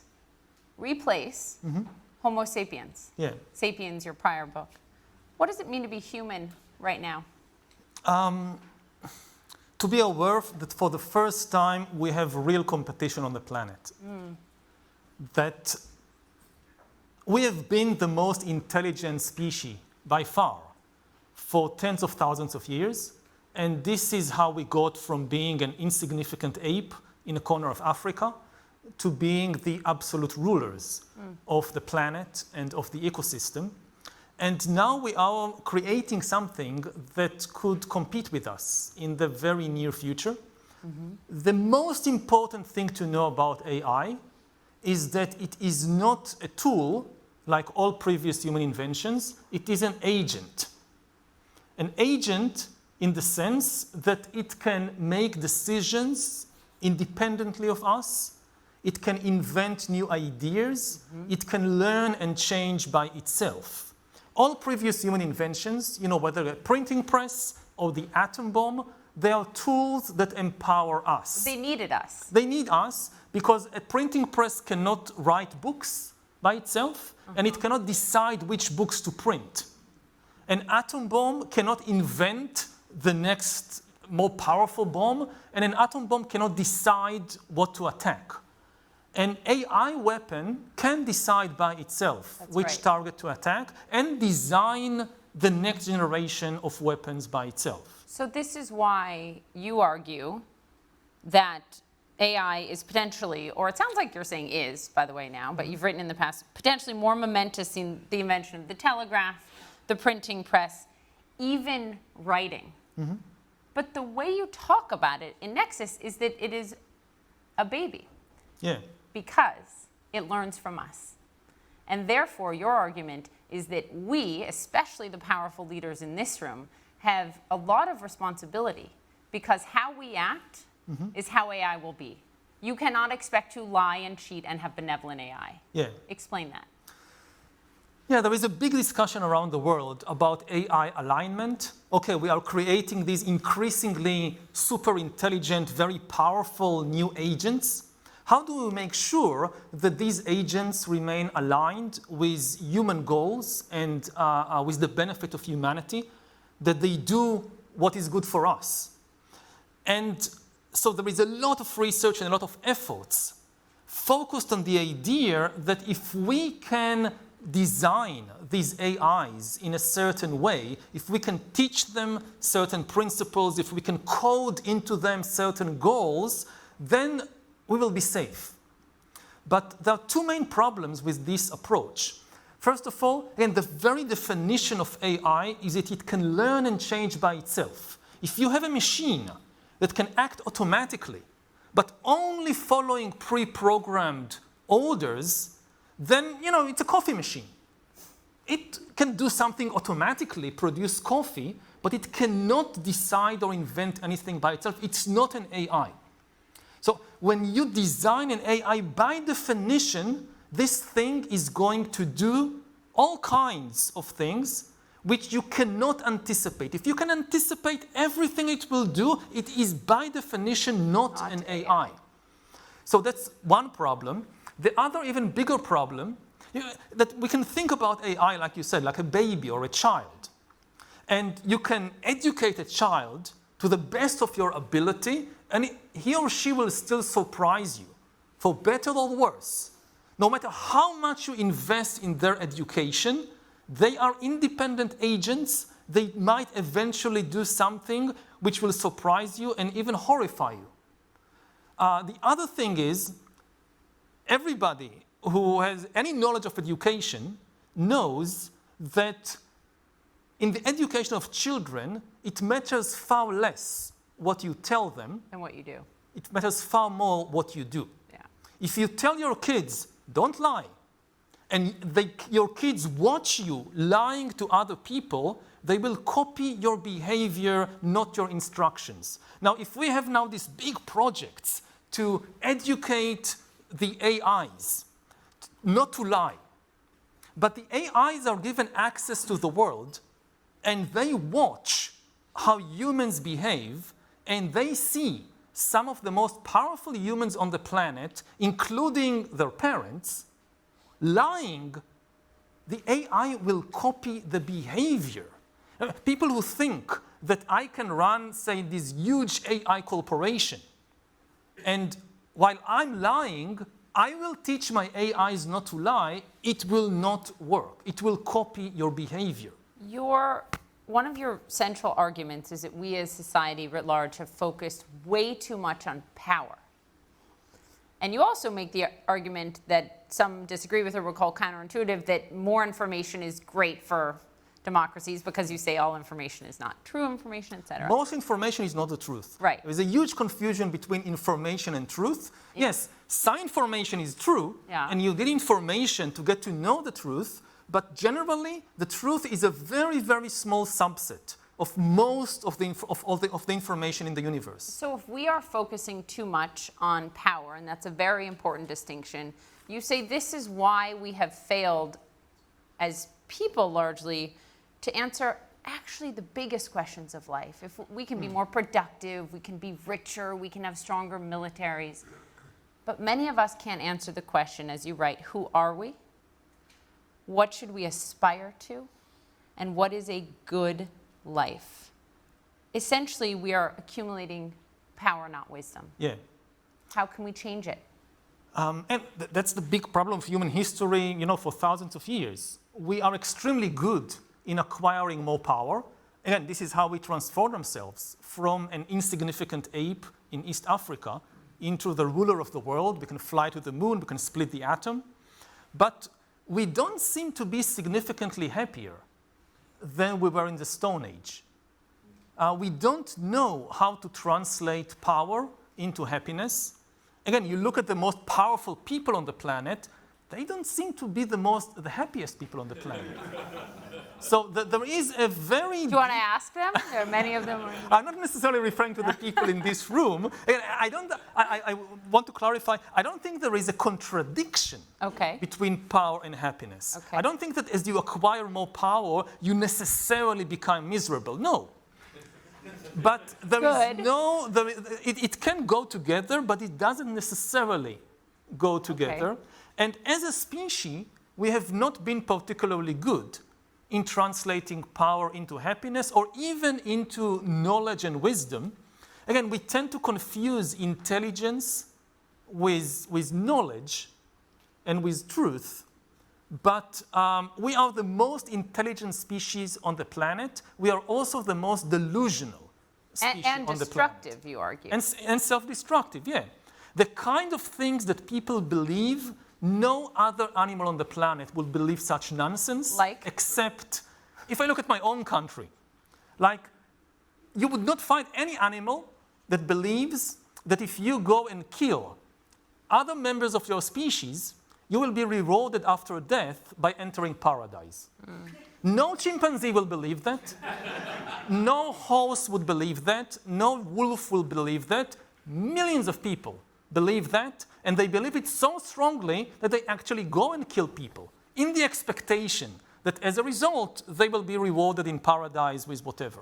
We took a really interesting poll this morning asking the leaders in this room how consequential they think AI has been so far in their business. And actually only the businesses they lead, and only a small portion said significantly. Most it was moderately or not at all. Yeah. Can you speak to them as if we were sitting here 36 months from now? Is there any world in which AI doesn't have a significant impact on their business? It depends on their business, but in most fields, again, the question is one of time scale. I've been talking to a lot of the people who lead the AI revolution, and many of them say, we are already in the middle of the AI revolution, we still haven't seen anything really major. And that's just the difference between how historians view time and how CEOs and entrepreneurs view time. For an entrepreneur, 2 years is a long time. For historians, it's nothing. It's like, imagine that we are now sitting in London and the year is 1835. The first railway has been opened between Manchester and Liverpool 5 years ago. And we have now this conference in London in 1835, and people saying, all this talk about railways changing the world, the Industrial Revolution, this is nonsense. We have had railways for ages, 5 years. And look, okay, so there is some changes that they now have people traveling with the trains, or they move around coal more easily. But nothing major happened. Because there is a time lag between the invention of a technology and the moment when you see the actual social and political consequences. Yeah. So we now know that the Industrial Revolution and trains, they completely transformed everything. Geopolitics, the way people fight wars, the economy, family structure, but it just took more than 5 years. The same is likely to happen with AI. In all fields, from the obvious to the less obvious, like I think that one of the first fields we'll see major changes is finance. Okay. That AI is going very quickly to take over the financial system. We have some bankers in the room, so tell us more. Because finance is the ideal playing ground for AI. It's purely an informational realm. If you want to have an AI self-driving vehicle on the road, which has been promised again and again, and we are still not there, the problem... Waymo. Waymo. Yeah, but you go around London, you don't see these tens of thousands of self-driving vehicles yet. I just passed my first driving lesson Congratulations. here in the UK, and you still need to learn how to drive. Okay. So But the problem is that for driving, you need to deal with the messy physical world of pedestrians and holes in the roads and whatever. But in finance, it's only information in, information out. It's much easier for an AI to master that. And what happens to finance once AIs, for instance, start inventing new financial devices that the human brain is simply incapable of dealing with because it's mathematically too complex? We are going to see AI changing even things like religion. How? At least religions which are based on texts, like Judaism, Islam, and Christianity, they give ultimate authority to the text, not to any human being. Now, until today, humans were nevertheless the main authority in these religions because the texts could not speak. The Bible could not interpret itself. The Bible could not answer your questions, so you needed a human being as an intermediary. What happens when you have an AI text that can speak for itself? No Jewish rabbi can know all the texts of Judaism because there are too many of them. For the first time in history, there is something on the planet that is able to remember every single word in every writing of every rabbi in the last 2,000 years and talk back to you and explain and defend its views. So I have friends who are now working on building religious AIs that are meant to either augment or replace human religious leaders, especially in text-based religions. If the religion is not based on texts, it doesn't give authority to a text, it's a different story. Okay, but I go, and we're going to questions next. I'm going to come first to Mattia Moore if you want to raise your hand, and we'll get you a microphone. But I go and talk to my pastor at our church when I am going through a difficult time. I am never going to talk to ChatGPT like that. But it's an individual choice. So you think some will? I know that already millions of people do it. I mean, I know people who go for now AIs to get psychological counseling. Yes. That AI is their best friend, like teenagers. Something happened in school, they consult with, they tell the AI what happened and ask for advice about relationships. So let me get back to, and then the question is next, let me get back to what you said, though, about replacing jobs. This is really important, and you write and talk a lot about what you're worried about, what it becomes a useless class. That's what you've talked about. And it was 5 or 6 years ago, I interviewed Google CEO Sundar Pichai in Oklahoma in one of their data centers. We need many, many more of them now to power AI. And I remember asking him about AI. People were talking about it a lot then, and he essentially told me, and I'm paraphrasing here, that if AI proves to be, quote, in his words, very disruptive to too many American jobs, he essentially said they would be open to slowing it down. Okay. I'm talking about this, not just Google, just writ large, these companies right now. If we are headed for what you're talking about, a potential useless class, many, interestingly, white-collar jobs, so it's getting a little bit more attention, perhaps, than when it replaced blue-collar jobs, which is a whole issue in and of itself. What do we do to make sure we as a society not only survive, but thrive? I want to emphasize that AI has enormous positive potential as well as dangerous potential. And I don't believe in historical or in technological determinism. You can use the same technology to create completely different kinds of societies. We saw it in the 20th century that you used exactly the same technology to build communist totalitarian regimes and liberal democracies. That's right. It's the same with AI. We have a lot of choices about what to do with it, if, again, provided we remember that for the first time we are dealing with agents and not tools. So it makes it much more complicated. But we do have still, most of the agency is in our hands. and the question of how we develop the technology, and even more importantly, how we deploy it, we can make a lot of choices there. We have agency in how we move forward. We don't have a choice that it has come. Yeah. We have power in how we use it and go through it.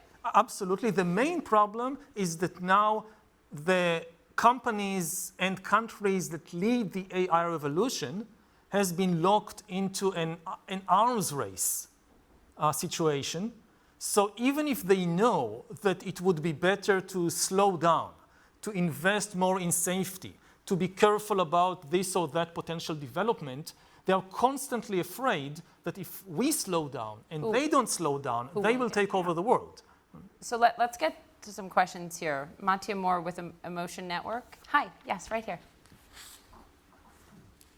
Hi, so congratulations, because I mean your books are really eye-opening, and so you gave already a lot of answers through your books and also today. We as a company, we have a conference called Tech Emotion because we strongly believe in the power of mixing technology and innovation with emotion, creativity, and culture. But and in what you're saying, this is a lot of a mix of this.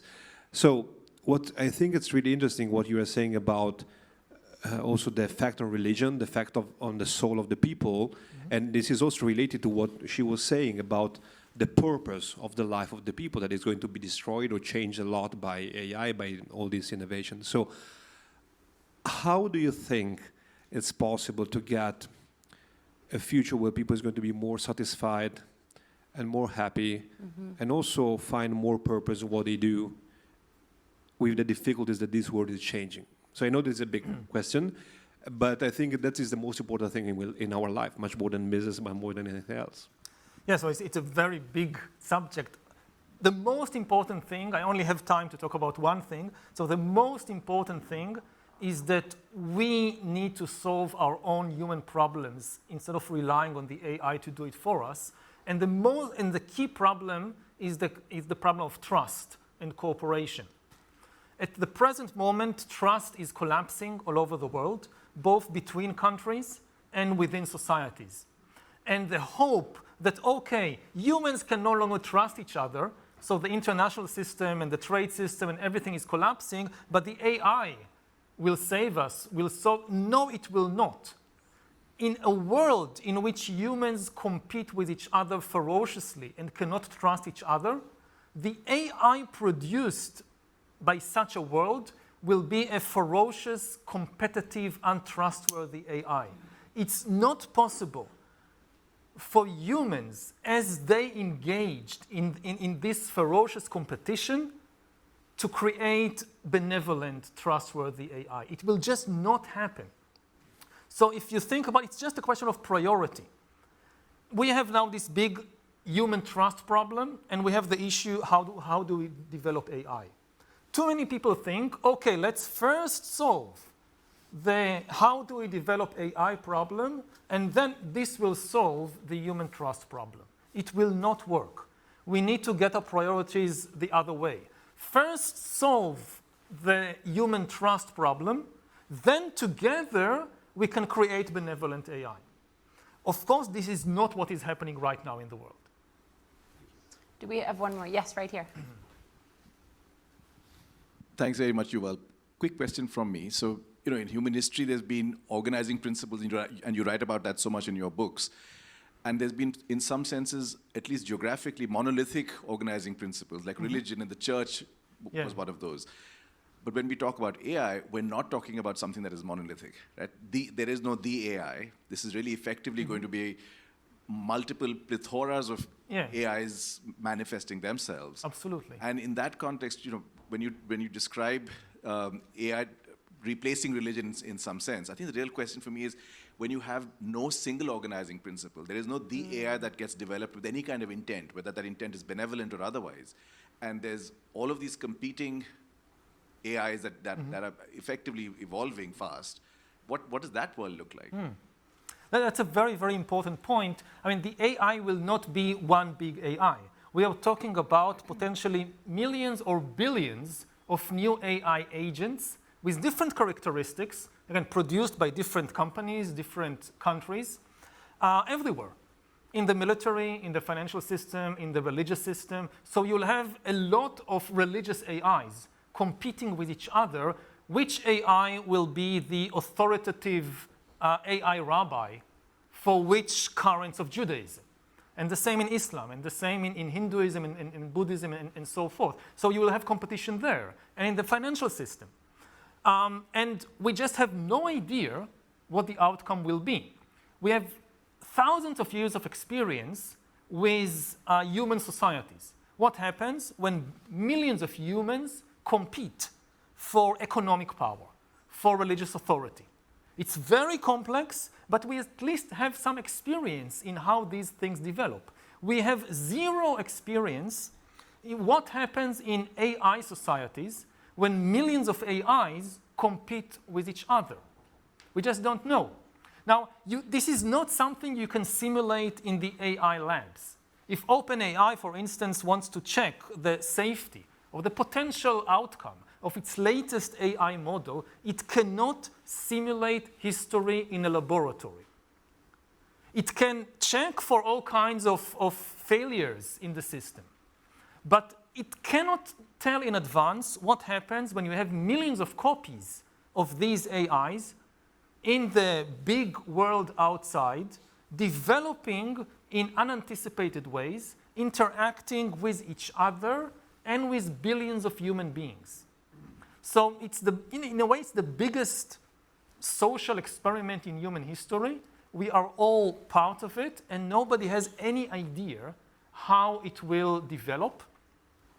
One analogy to keep in mind, we now have this immigration crisis in the US, in Europe, elsewhere. Lots of people worried about immigrants. Why are people worried about immigrants? There are three main things that come to people's mind. They will take our jobs.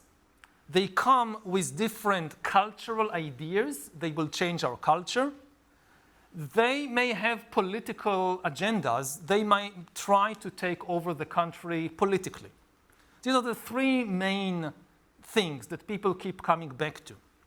Now, you can think about the AI revolution as simply a wave of immigration of millions and billions of AI immigrants that will take people's jobs, that have very different cultural ideas, and that might try to gain some kind of political power.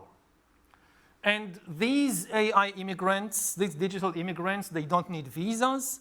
They don't cross the sea in some rickety boat in the middle of the night. They come at the speed of light. And I look, for instance, at far-right parties in Europe. And they talk so much about the human immigrants, sometimes with justification, sometimes without justification. They don't talk almost at all about the wave of digital immigrants that is coming into Europe. And I think they should be if they care about the sovereignty of their country, if they care about the economic and cultural future of their country, they should be far more worried about the digital immigrants than about the human immigrants. Yuval, this has been remarkable. Thank you very, very much. Thank you. That's great. Thank you very, very much. I'll see you after. The democratic conversation is breaking down. And every country has its own explanation. Like you talk to Americans, what's happening there between Democrats and Republicans? Why can't they agree on even the most basic facts? And they give you all these explanations about the unique conditions of American history and society. But you see the same thing in Brazil. You see the same thing in France, in the Philippines. So it can't be the unique conditions of this or that country. It's the underlying technological revolution.